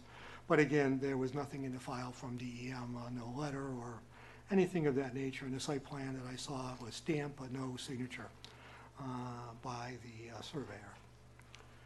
And this was something that came out of the last meeting that we had. There were some comments made about the form that was used by the fire department in their inspection and their approval. And at that meeting, there was a request that the fire chief call the state fire marshal's office and ask a couple of questions. And I was part of that call, as well as the fire chief, the assistant fire marshal Manny, and fire inspector Leahy. And we spoke about we spoke with Mr. Victor Octavio Vieira, who is the chief of the inspection unit for the State of Rhode Island Division of State Fire Marshal. So he is the person in charge of inspections. So we asked him and I guess the chief contacted him to go over some of the comments that were made. So we asked him, first of all, did he recall a meeting that was held, with the representative that was here last week, as well as any other person, and the this chief of inspection Vieira stated that he attended the meeting along with Deputy Chief James Grumbly and Senior Safety Inspector Christopher Moore. Those were the 3 individuals representing the fire marshal's office, as well as 2 individuals from talking about this issue. One was Mr. Mino, and the other would have been another gentleman that they didn't have his name. So again, we asked the question about the appropriateness of the form used. He said that the form was fine to be used for minor violations that could be easily corrected within, hours or days or something, very simple inspections. He said the form was fine to use for these minor violations, but his only suggestion was to eliminate the word inspection from top of the form. He did inform me and us that the forms, formal forms are needed when there are more significant violations or issues. Those require more documentation, the statutes reflecting them. So, there was a differentiation. So I did ask him about a comment that was made about, the forms that were used being the same forms that were used in the, tragic station they called Fire. Comment was to the effect that someone from the state fire marshal's office said, oh my God, these are the same forms that were used in the state fire marshal's office inspection. And Chief Vieira informed us that no such comment was made by anyone representing the state fire marshal's office at that meeting. In fact, none of them have even seen any of the inspection forms from that fire. So that comment was not made by anyone from the state fire marshal's office at that meeting. He did say there was discussions about a certificate of occupancy being issued without the local fire marshal's office approval, and a barrier that was restricting emergency access. So I asked him about the issue of not having a fire marshal's approval, which is, again, to me, something that, should be there.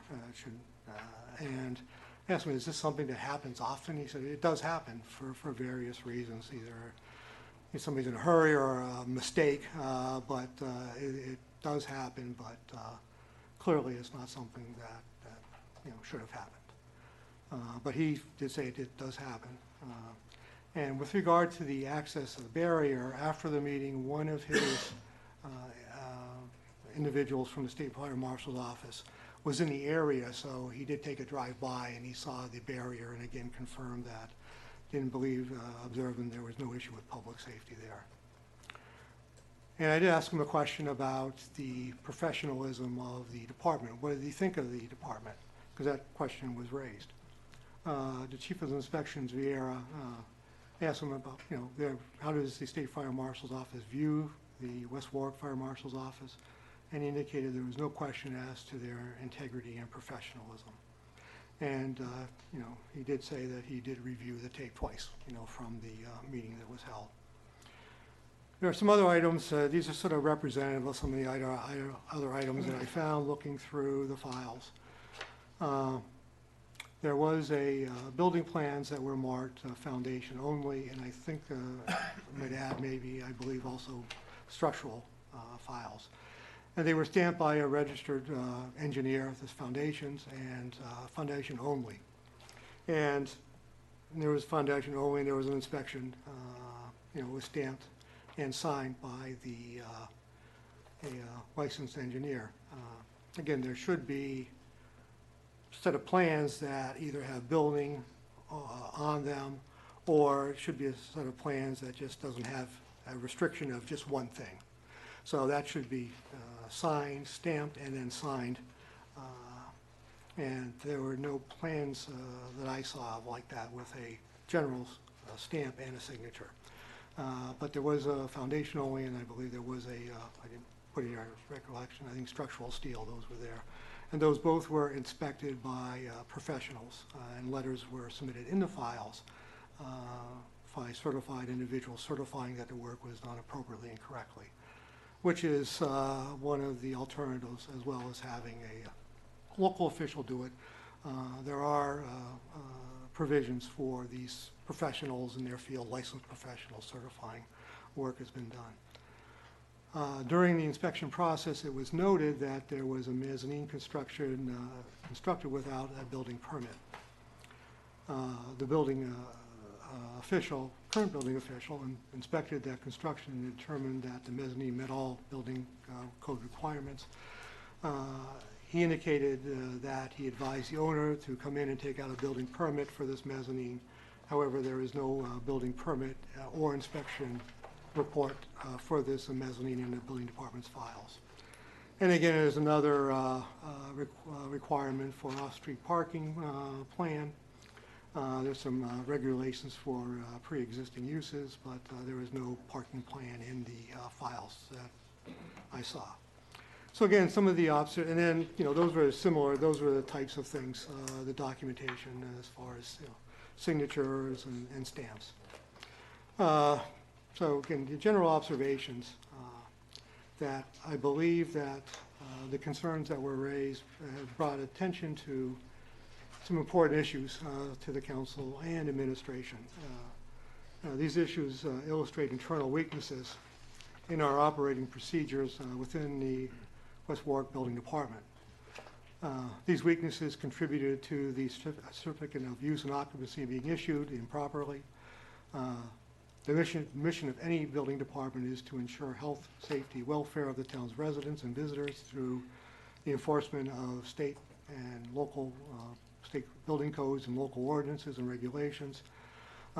When errors of this nature occur, the confidence in the department is questioned, and the building department, the questions are, is it doing its job properly, protecting the community? Another observation that in this particular case, I believe that the threat to public safety in this particular case was very overstated. This is a prefabricated steel building on a concrete foundation. It is not a place of public assembly. It's not an apartment building, a multifamily home where people reside, or a restaurant or nightclub. So any comparisons that were made to the Station nightclub fire, in my opinion, were inappropriate. This goes to the structure of the building department and staffing. And again, as a new manager coming in, I would say that, of the questions or comments or concerns that I had, or complaints, were generally about the building department being too rigorous in their requirements. And so this is something, this issue was a surprise to me about, some of the internal weaknesses that were demonstrated through this review process. But again, the department, what I found is the department staff is extremely knowledgeable in the sense of their jobs, and the inspectors, electrical, mechanical, building, they understand their roles and responsibilities and do their jobs well. The clerical staff is very knowledgeable and customer service oriented, so they do their jobs well. One of the issues that I see in the department is it is staffed minimally to do the jobs they do. Again, there's one of everything, and when people are out or on vacation, it does create issues of staffing issues. But again, I mean, we recently hired a minimum housing officer. I mean, it's not building, but we could probably have two. And they could probably justify their salaries by just the minimum housing violation. So again, staffing is an issue. But again, this is, it is staffed to do the job. Again, they are one of each, so that at times can contribute. And again, at this point, fiscal resources are extremely tight, and due to the conditions, certainly we can't expand any staffing there, but that should be, once this fiscal stability is restored, looking at that. And again, one of the things that we look at is workload, and it was mentioned last week, as well as the reports that we get, is there are a number of new projects coming in, a lot of projects that require plan reviews, inspections, a lot of condominium complex coming in and more development coming in. And when that occurs, plan reviews have to be done by the building official, reviewing the documents coming in, and the requirements, as well as the inspections that are required. And again, talk a little bit about that, but inspections are the responsibility of those people undertaking those projects to call for the inspections that occur in a timely fashion, so the inspections can be scheduled.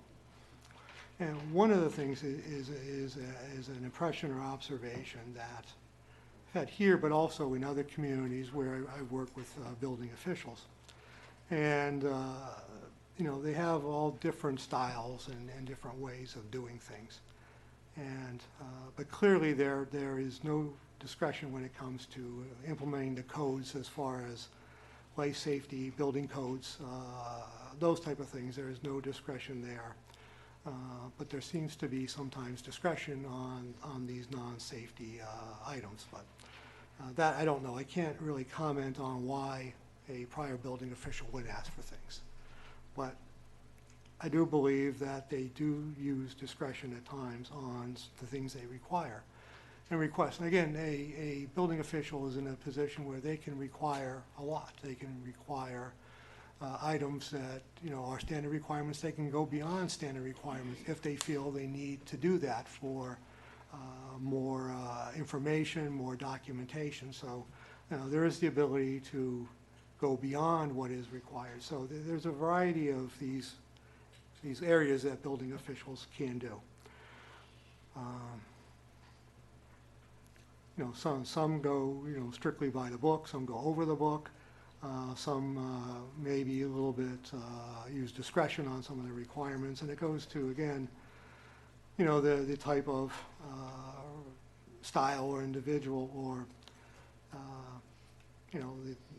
the sort of the community. I mean, you have situations where everyone wants to have a requirement where you have a building friendly community, and those, you know, try to help cut through red tapes, try to, you know, cut through unnecessary regulations. But clearly, you know, regulations are there for reasons.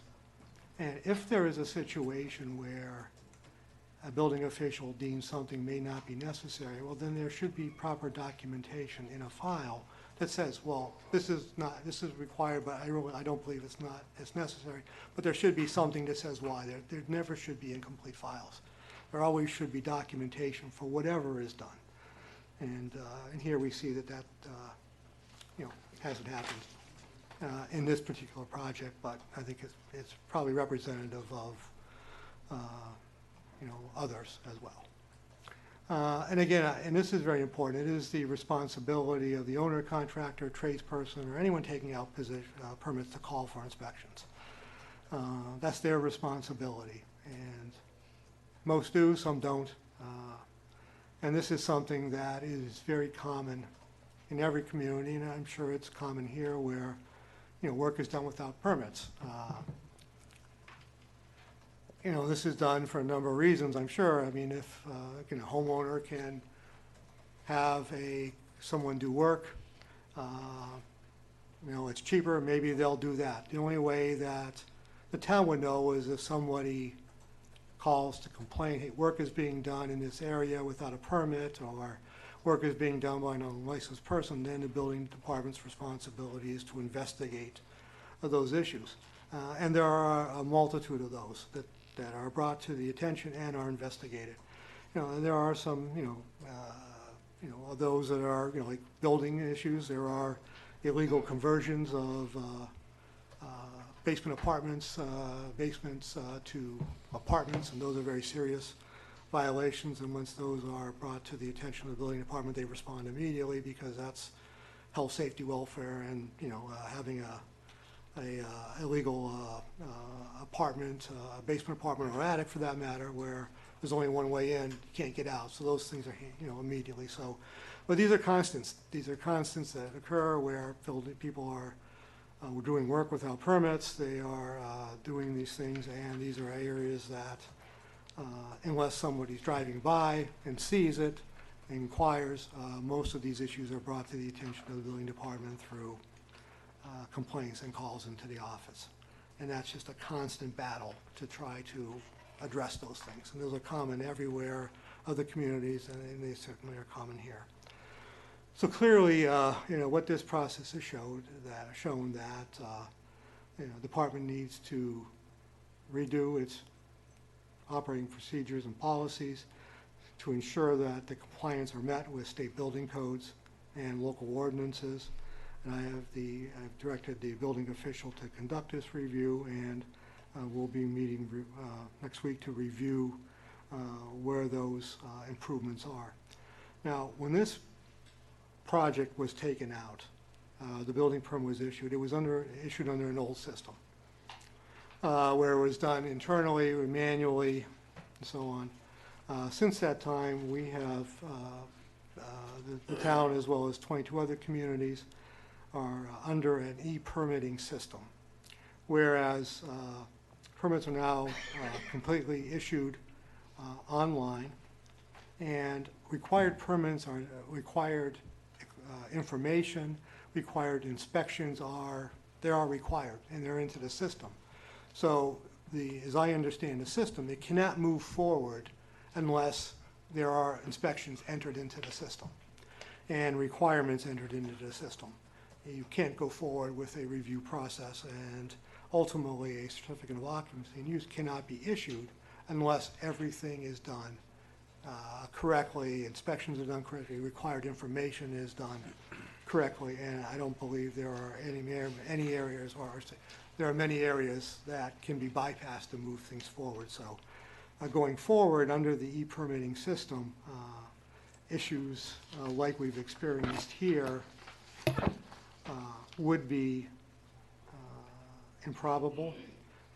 But again, you have a system now that, again, it's implemented, it's operating, and, and they're always, as you do anything, the state is always coming back with some changes or some tweaks to an operating system. But this system is, as designed, uniform statewide, and it will allow that, it will provide for required inspections, required documentation to be entered into the system, so we have to ensure that all that is correct when we receive it, and hence the operating procedures and policies. And again, if plans are required to be stamped and signed, well, they will be stamped and signed, or they will not be accepted. And also during this review,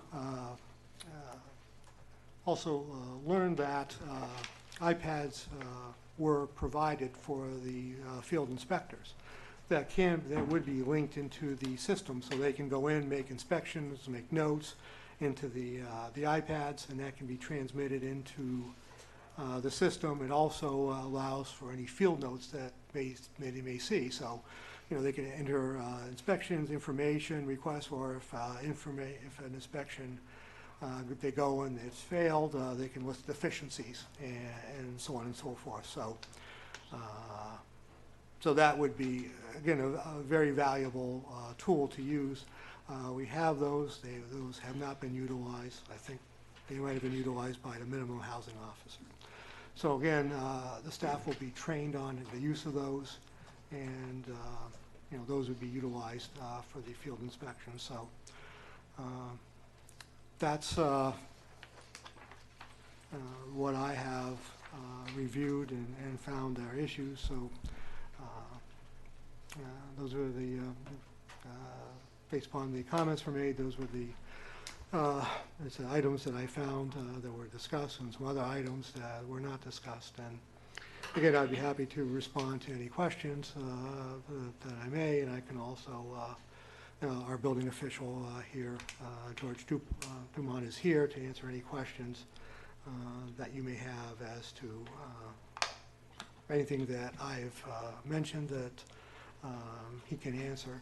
And again, I have found out more about building than I had ever thought I would know. I have looked at the building code, which it certainly is a handful in itself. So again, I'm not an expert, but I do know a lot more now than when I had started the review. But George is the here certified building official and has the expertise in the areas.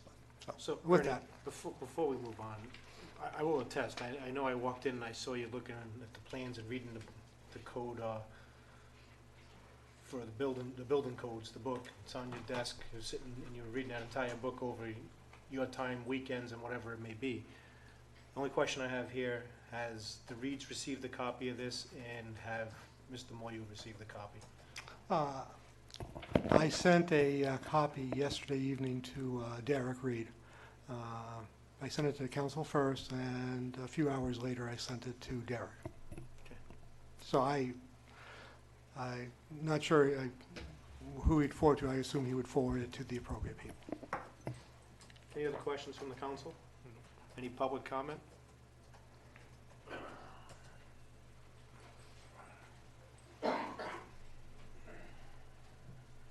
John Reed, 62 Ingalls Avenue. Ernie, your report was very well done. I know we should put a lot of time into it. I just have a couple of questions. The violations that you've noted as far as stormwater runoff, which is state law, landscaping, state law, what is the consequences of this not being done? Well, I would have to, at that point, I would defer to the building official as to consequences. I mean, the way I would look at it, and again, I'm not, my opinion would be that on some of these issues, the horse left the barn. Parking, I mean, certainly that should have been done at the time. It wasn't. I believe there's enough parking available there personally for what's done. The drainage should have been done.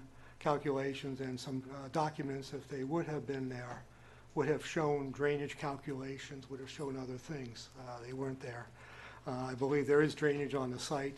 The site is asphalted. So, there is drainage right there right now.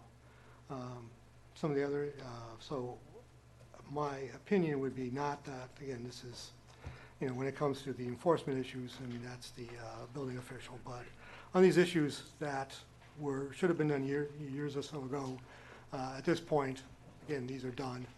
And, I think that, we need to move forward because, again, remember what we do here would have to be done to any situation that comes to our attention. And there could be many, there could be a lot, and to start going back and requiring things that were done at the time. Well, actually, that's something that was brought to my attention. I mean, I think we spent a lot of time on this, not just tonight, but if it was any other situation, I mean, we don't cover this much time on other situations that involve the building inspector. So, I mean, I think we've spent more than enough time on this situation. I mean, the critical issue for me was two things. One was, is the building safe? I mean, that's the critical thing.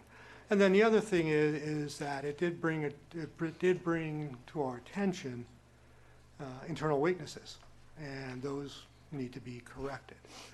But again, going back and looking at things that should have been done, at this point, having them redone for the purpose of making sure the file is complete.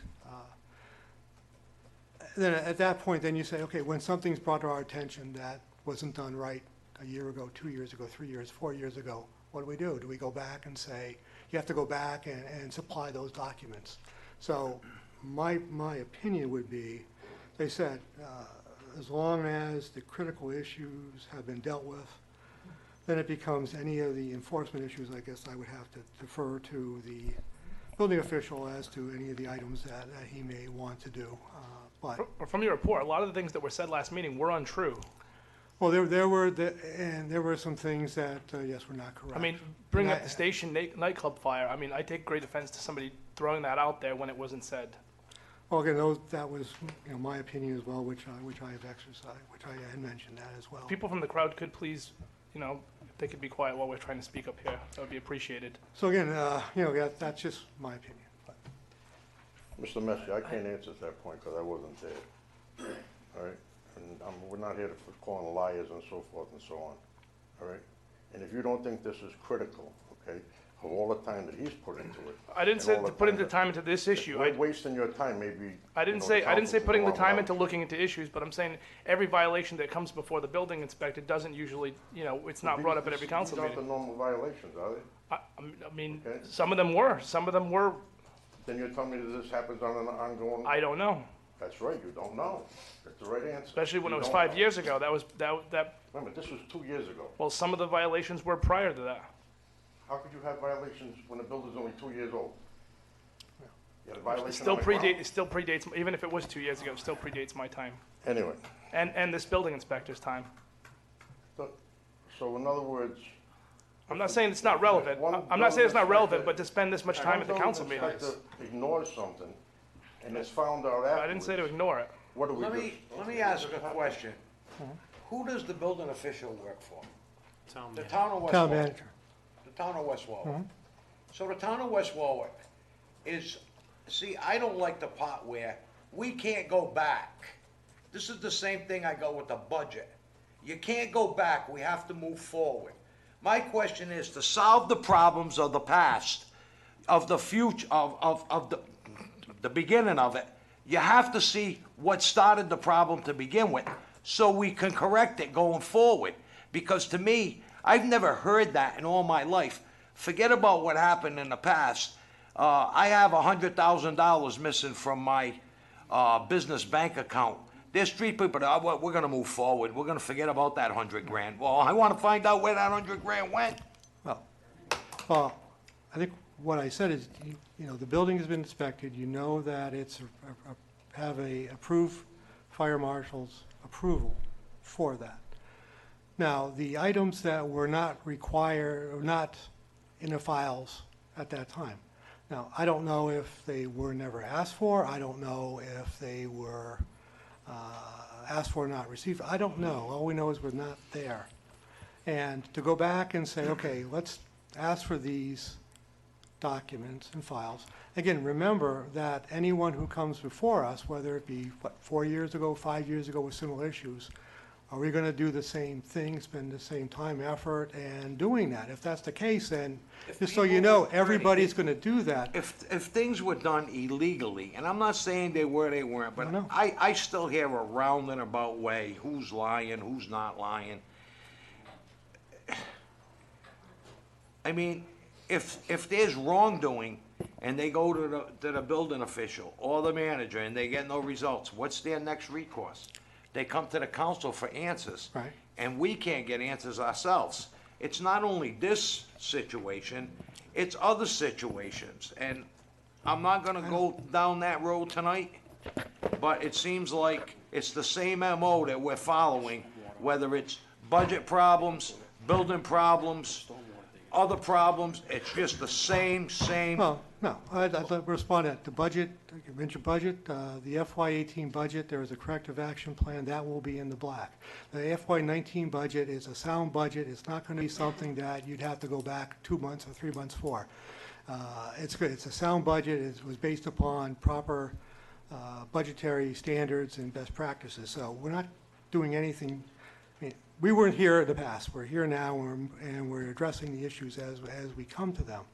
Now, again, when you look at some of these How do we issues. address a $7 million deficit that happened? Well, there is no deficit year. of 7 million. Well, let's, first Anyway. of all, let's stick to this Right, matter here. right. And then we can go back to that. So again, so But, now, go ahead. Ernie, let me interrupt you. I mean, Angelo, you asked for information. Every council member said we've been receiving emails from the Reeds Yep. for about 6 months now, am I correct? Along with Walt Buteau and whoever else. With that being said, this council kept replying back to the meetings, emails saying, yes, read it, yes, read it. Ernie said he was working on a report. He now worked on a report, and I think it's very well detailed on this report and the situations.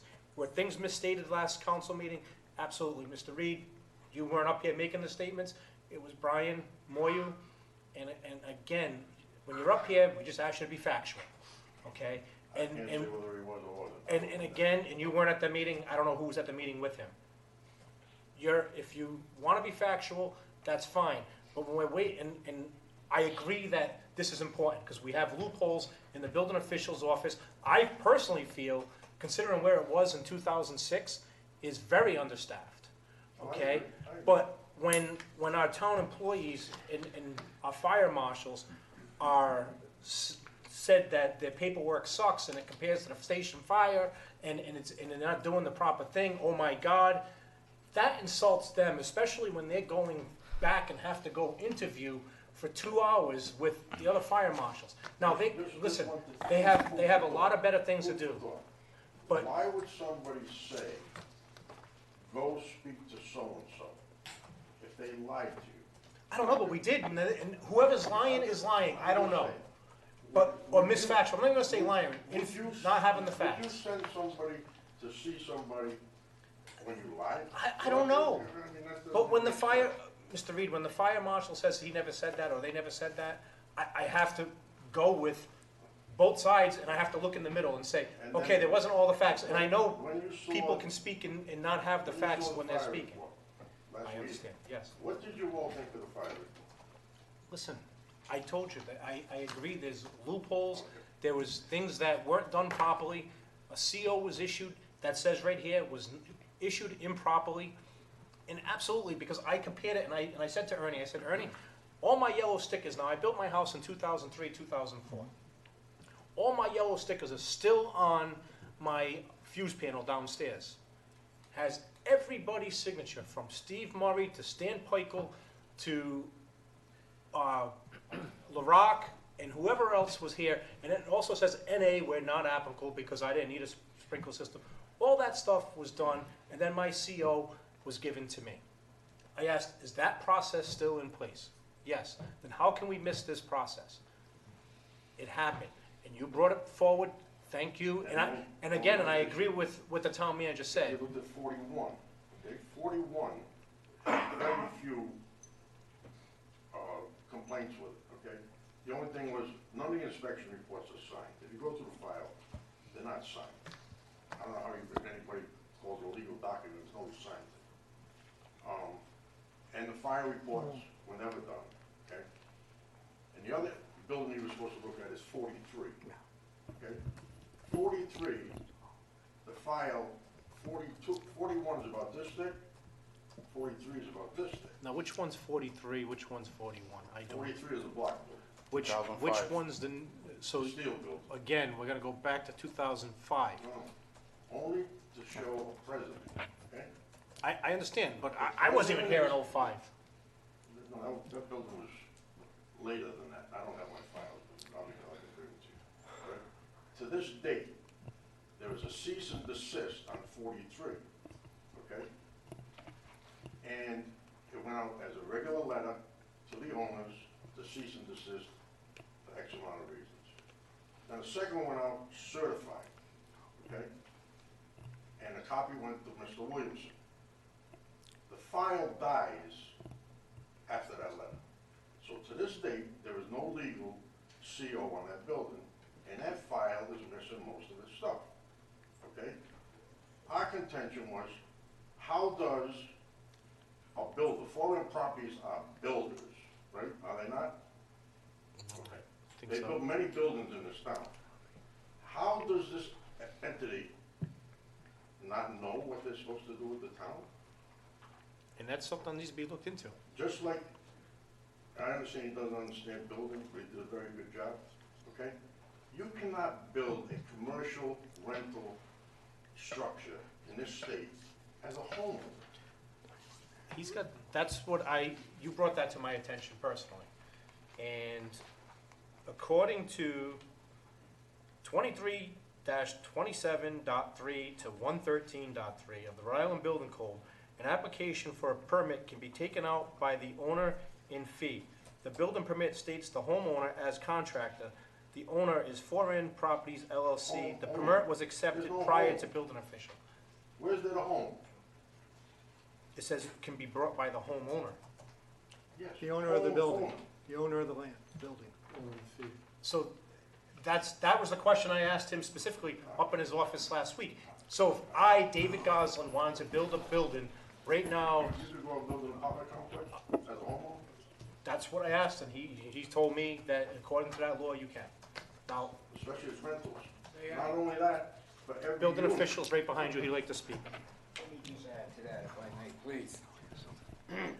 Just watch out for the Interest door. of public. My name is George Dumont, I am the building official. And when they refer to homeowner, in the building code, there's no such thing as building owner. They use the word home for every property. So specifically, the building home / homeowner can pull a permit to build his own palace. However, this is how it works. If he has a registration card, the more the better. The question that I brought up was, why didn't he pull the permit? He pulled the original permit, the foundation permit as a registered contractor. But when it came to applying for the building permit, so the foundation and the building permit were issued separately. When he came to applying for the building permit, he applied as the homeowner, property owner. If you look under that, So let me ask you this. yes, It's a steel building. correct, It's erected by a second party. correct.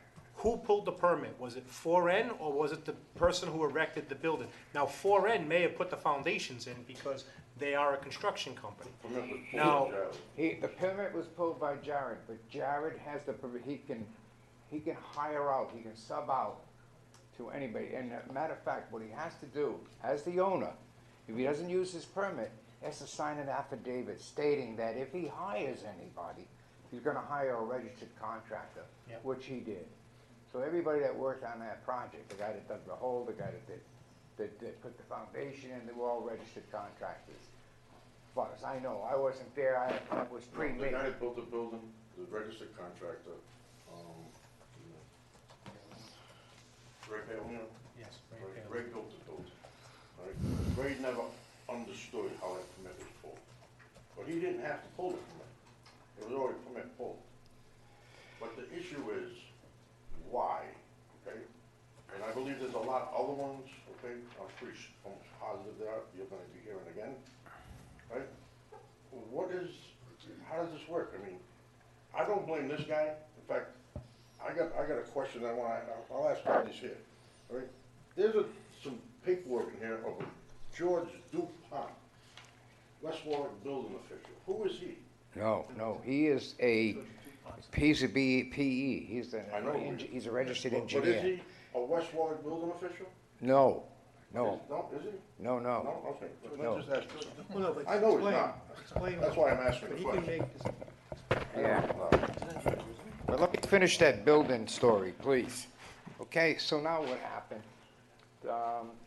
Jared or Ronnie went out and hired an excavator, an individual to do the foundation, What's that, sir? okay? And that was done and inspected. So if he's not a West Warwick building official, that's a fraudulent document. No. Is he addressing that to the building official? I don't know. It's strange how we What's got it say? This is George DuPont, professional engineer, But 330. then on it says building official, I don't know if they were CC, I don't know if that was a letter they It's sent probably to the building To the official. building official. It's a letter to the building official not- saying, not identifying dear building himself as the official, building dear official." sir. That's not the letterhead? No, this is the letterhead I here. get the letterhead, but He said building official, that's who he's addressing it to, and then dear sir. where's the CC? No, I'm saying this is who he's addressing it to. He's not CCing to anybody, he's addressing it to the building official. I know it wasn't him. So in the interest of public safety, if I might add, please, is the building is safe, and now, what happened is, once the building was completed, we have the provision to use section 128 of the building code, which is supervised architectural or engineering. And we use it very commonly with a commercial building. I'm not a steel person, I am a building official, I have knowledge with steel, but I don't have the expertise to inspect a steel building. So consequently, I call on the section 128, I bring Mr. DuPont in, or in the interest of, as far as the steel building went, it was another engineer who did the structural layout and inspection for the steel company, who actually installed the building.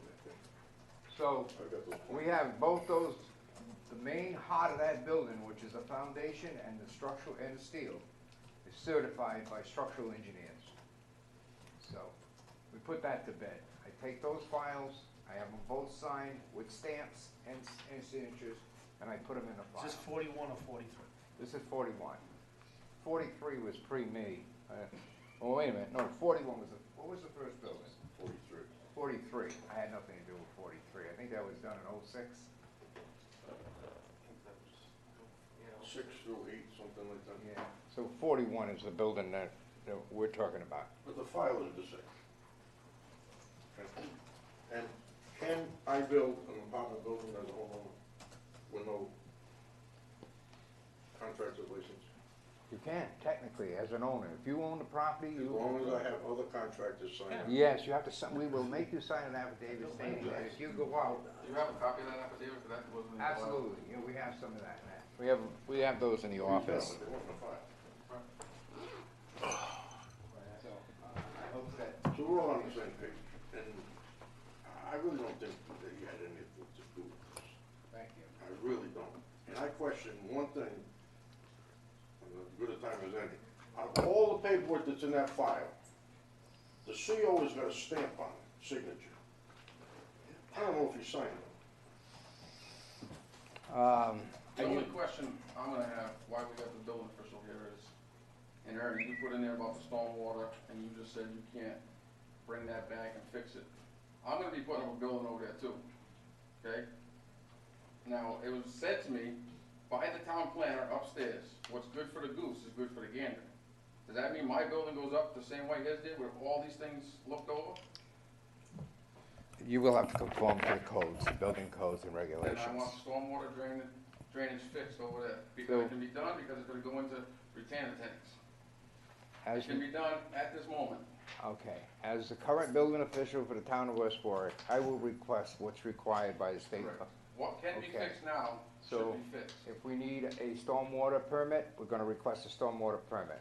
If we need an erosion control, we're gonna request that, That's what I'm saying. okay? Let's And make we'll- that as right as possible, because when I build next door, Right. I was told, and I quote, and if he's listening, he's probably got that smirk that he's got, what's good for the goose is good for the gander. I'll be the gander because he's the goose. Okay? So, let's fix what's wrong there, that we can fix now. Otherwise, mine's gonna be the same way, and we can go back and forth till we're all dead. Okay? Any additional questions for me, please? I have nothing. Thank you. Thank you. Organizational review? We're still on the town manager's report. Yeah, standard organizational review. Oh, I gotta sneak a couple things in on your report to talk about quick. All right, well, let me get my next file up here. All right, thank you. A few meetings ago, in 2017, the West Warwick Sewer Commission engaged an outside consultant to do an evaluation of the organizational structure and various management operations and practices, of the Sewer Commission. And a final report was presented to the council a few meetings ago.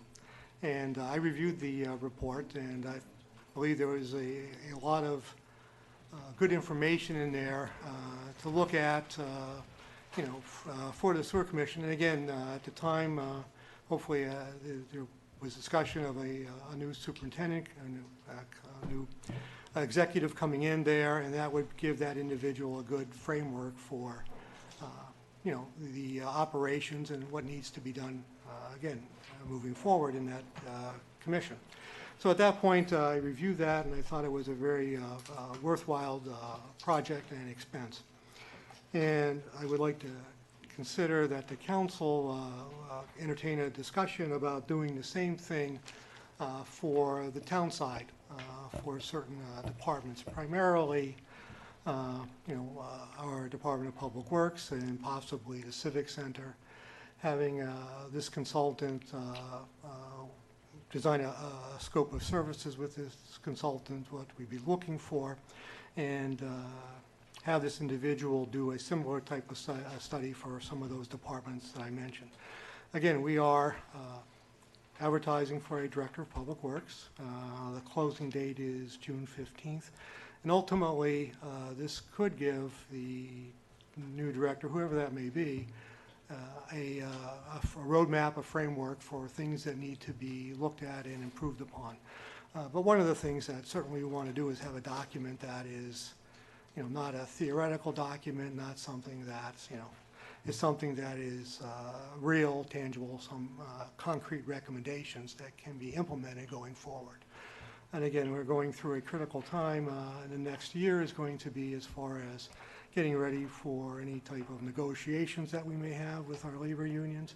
And, so again, this, I think, is a good opportunity to review the operations and potentially give the new director a framework of things that needs to be looked at and addressed. So with that. I agree with you. I read that report in detail a few times, 2 or 3 times, and I also listened to the consultant at one of the meetings speak about the report, and it was the best thing about it was it was unbiased because he had issues with everyone, and definitely spoke with everyone at the sewer plant. And all the problems we knew that were there, never said a word to him, he pinpointed it right away. Yeah, and he addressed some others, which can be fixed. And I Yeah, think that we it didn't would be a good tool for not only management, but for the employees as well. He took the time to speak with the employees and Interviewed every employee. everybody. And he spent the time. It was, I think it would hopefully bridge any gaps that are there right now and make negotiations go a little bit easier. I And agree. I agree. I read that report, and I think we still need to have a workshop. I know Bernie would like to sit down and discuss it with us. We talk about staffing levels, we talk about, we know where problems are, but hearing it third hand is probably best. That way there, people aren't saying this is politically motivated or anything like that. Like we just said, we know the building official's office probably could use 2 more bodies all day long. We know Parks and Rec could probably use a little bit of help. We know some areas may be overstaffed, but moving things around. I think it's best that we actually have somebody in here, and I know Councilman Padula brought it up months ago about having somebody come in and consult and give us an idea of where we need to go. And I think it's good not only for that, but it's also good for come negotiation time and everything else. So I think time is of the essence and start maybe moving forward. Do you have an actual dollar? What are the dollar amount at the sewer plant cost? He's gonna, 20,000, Yeah, 20, I think 22,000. yeah, and he said he would do, if I'm not mistaken, at that meeting, he said he would do the town for the same price. The whole town? No. Well, per department. Department. No.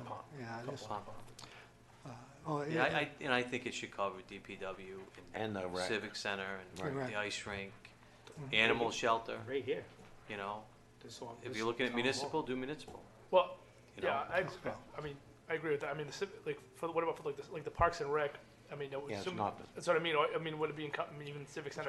it's gonna be brought in with the DPW, so they're gonna join it together like it is part of the DPW. well, if there is interest, You can I can reach work out with to the consultant on the Yeah. sewer commission's report, develop a scope of services, what we're looking for, meet with him and, get a firm price, because again, depending upon how much you want the individual to do. But again, I think that, I'm very pleased, from the response of the council. I think this would be a good endeavor, again, having someone independent look at, operations, how things are done, looking at, and I'm sure many things are done well, and anything can be improved. And this would give us a good snapshot going forward of things that need to be done. So I'll work with that consultant, get a scope of services, and be back to the council. If that's what your wish is. Yeah, Yes. I think we're all. I think we're all on the same page Yeah. there. All right, thank you. Thank you, Ernie. Under the manager's report, I sent the council some pictures from a constituent on the Riverwalk. Looks really, it's been like that for a while. Freddie, I think you were looking into it. A really long time. Before I was in the council, I remember bringing it up as a constituent. It's been multiple years. It's the way that gate falls down, someone's gonna there's a tree right across it. I mean, it has nothing to do with the bridge, and we were supposed to find out. And I remember, Their insurance company. It was supposed to be some FEMA funding, correct? I remember I remember they're hearing that from supposed to Councilman take care Giroux. of the bridge. I remember that specifically, but nobody wants to take ownership of it. But forget the bridge right now, that needs to be addressed, and I don't think that Royal Mills has anything to do with that walkway where we're having a problem.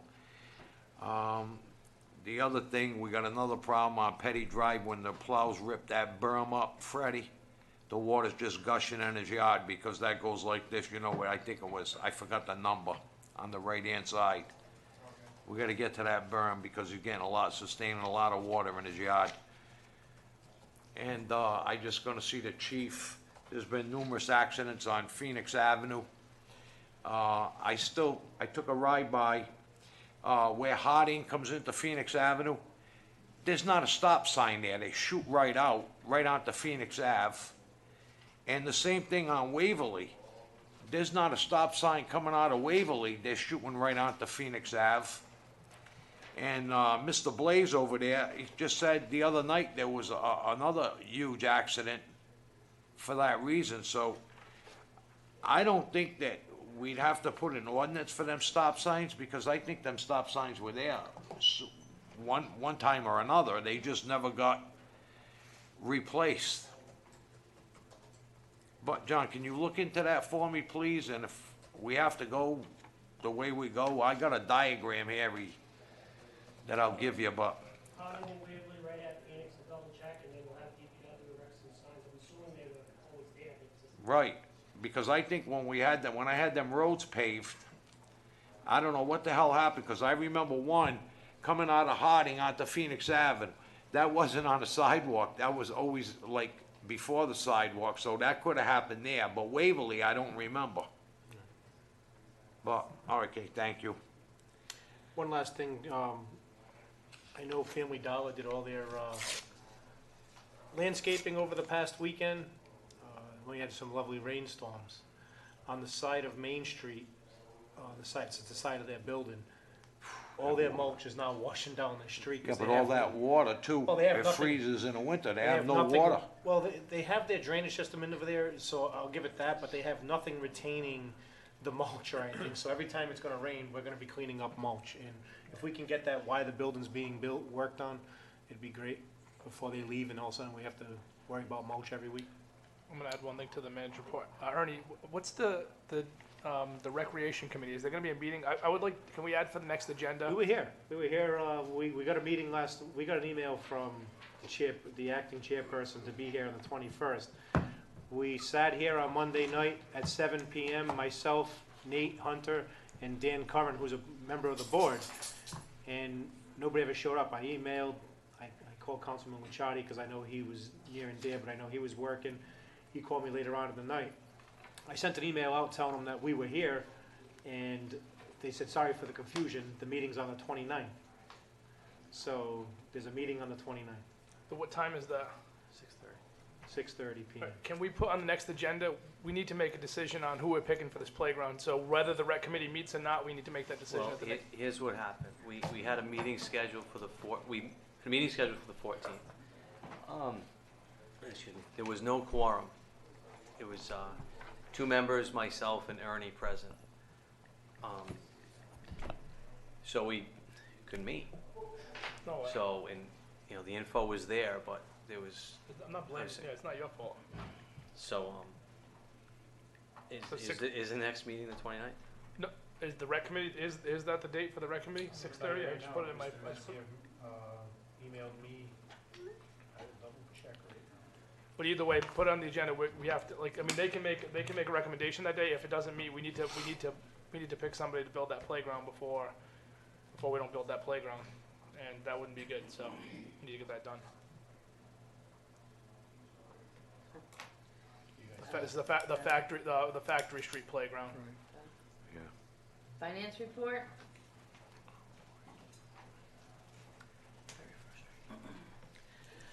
Good evening, counselors. The April finance report.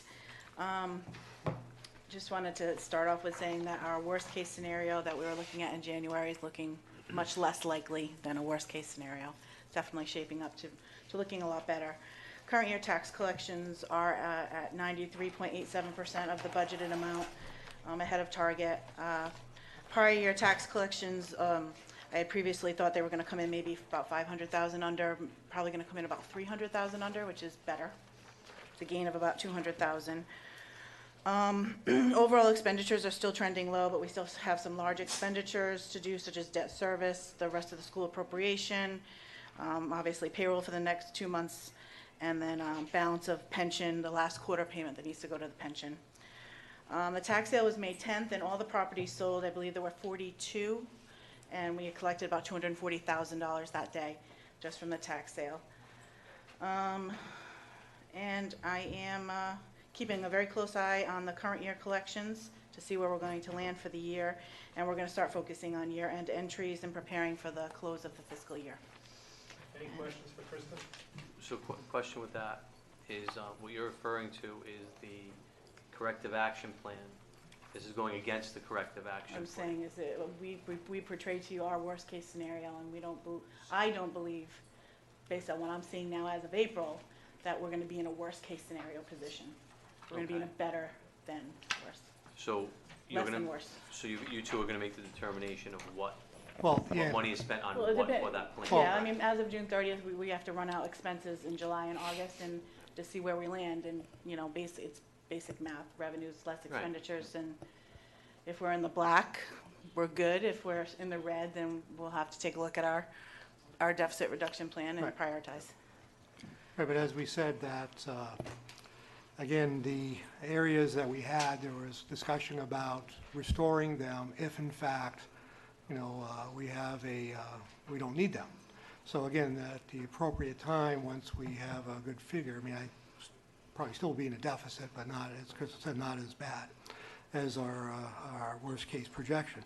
At that point, then we'll come back to the council and say, okay, this is the X amount, this is the amount that we have to work with, we believe, and then the council can make decisions as to restoring some of those items. You know, you mentioned the fund for the capital for fire equipment, the detail money for the police for their, you know, vehicle. So at the close of the fiscal year, a month or so, 2 months afterwards, then you'll get a handle on where we ended the year and in a position that we can restore items. So, but that would come to the council. That was a commitment that was made, and certainly we would do that.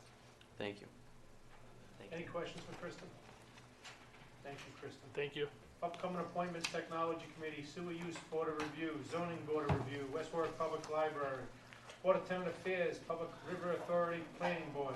Public comment, one quick thing, the meeting was moved to Tuesday, May 29th at 6:30, confirmed. Okay, it's on my calendar. It's a full moon too. Any other public comment from the council? Public comment from the public? State your name and address for the record. My name is Michael Gander, 22 Shippey Avenue, West Warwick, Rhode Island. It's been a couple of months since I've been here because my health and my wife's health hasn't allowed me. The last time I was here, Council President Goslin made public remarks about what I yelled to a driver in 2014 to a car to get them to stop after nearly killing me when I was in a crosswalk in my power wheelchair past the center line while the white light was active. In January 2014, I suffered a stroke that left me partially paralyzed on my right side and unable to speak or swallow. Had I had to turn my wheelchair to the right and not the left at that time, I would not have been able to stop my chair from turning over and would have seriously been injured or dead for the near collision that caused me to defecate and pee myself. In 2016, I was assaulted and injured by 3 officers who came to my home for an unwarranted wellness check because I couldn't stand still because of my Parkinson. I retained an attorney who contacted the police department, and shortly thereafter, the department officers started stopping me in my car for no reason and would walk away when I took out my phone to video them. Officers would show up at my house in the early morning hours wanting to check on the welfare of someone who was supposedly dropped off at my house or wanting to know who lived in my home. The department refused my request for copies of reports for these multiple incidents, citing that it would violate someone else's privacy. I have walked my service dog using my power wheelchair around the downtown area for years. Suddenly, police cars were blocking the sidewalk, so I couldn't get around. During this time, I came before this council to ask for redress.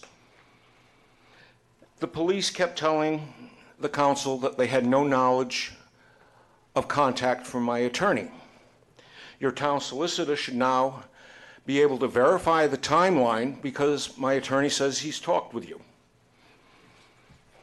Some of your officers flipped me off first, called me a scab, scum, a leech living off taxpayers' money, demanded that I address them as sir, tell me I needed bigger signs, separated me from my seizure alert dog, saying my F dog was going to the pound, that they F'd my mother, and much more. You have some rogue officers out of control, and they are protected by the thin blue line of other officers of their brotherhood. President Gosselin told me to stop flipping off his officers, and I did, and I relayed this to Angelo. But yet your officers still follow me, and some of them still flip me off. I stopped back in March when you asked me, and I asked you to call them off. Well, some haven't. The council president said that the council responded to my requests by placing a no right turn on red sign here at the corner. That has no relationship to the incident of 2014. The car didn't come from there. It came from Main Street, coming down in front of the police station. So the right turn on red does nothing for the incident of 2014. Enforcing the traffic light? Yes, that might. Putting a sign that says, yield pedestrians both in the center aisle and under that, no right turn on red. Yes, that'd be great. The orange chain that you say you installed for me, that was to stop rogue officers from parking on the sidewalk. These officers do the same thing at the FOP hall when they have their meetings. This week I encountered another example of oversight failure by our elected officials. I started the purchase of my home here in West Warwick in 2012, property that needed a total rehab. I lived in the basement unit while the work was being done on the main floor. The exterior, the new roof, siding, insulation, sheetrock, kitchen cabinets, new electrical, and other upgrades. After that, I turned my attention to the basement unit, a dark wood paneled mix, old kitchen cabinets from the period, a Sears and Roebuck shower stall that is still there. The building official noted at the time in his notes that the unit was original to the house. Approved plans were issued, permits were issued for the building, electrical, plumbing, heating, all things to bring it up to code. Inspections were done. I am taxed as a two-family. There are two mailboxes on the house. I've had relatives living in the downstairs unit. I expended tens of thousands of dollars on renovations on the word of a building official who approved those plans, issued the permits, and did the inspections.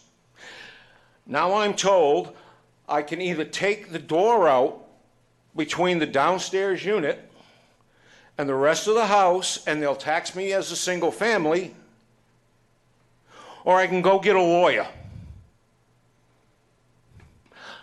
I did everything by the book. I went to your building official, verified that the unit was pre-existing, was existing from the original point of the building. When you look at your tax records, for the assessments, it goes, oh, a one-bedroom, a three-bedroom with 1.5 baths, 2 baths, 1.5 baths, 2 baths again.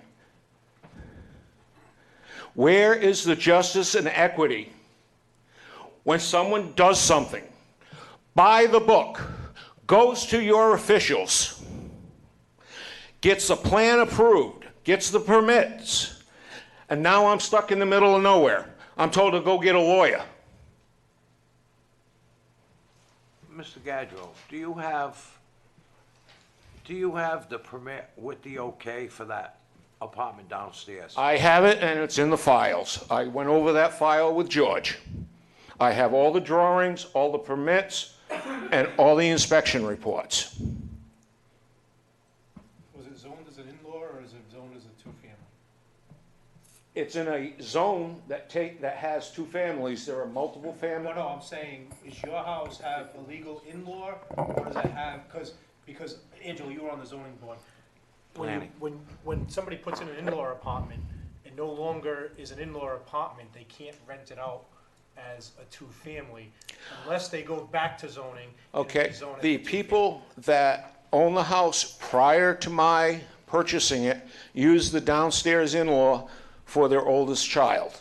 And I'm getting letters from neighbors on that. So is that the reason, and again, is that the reason? Was it considered an in-law? And you just said in-law.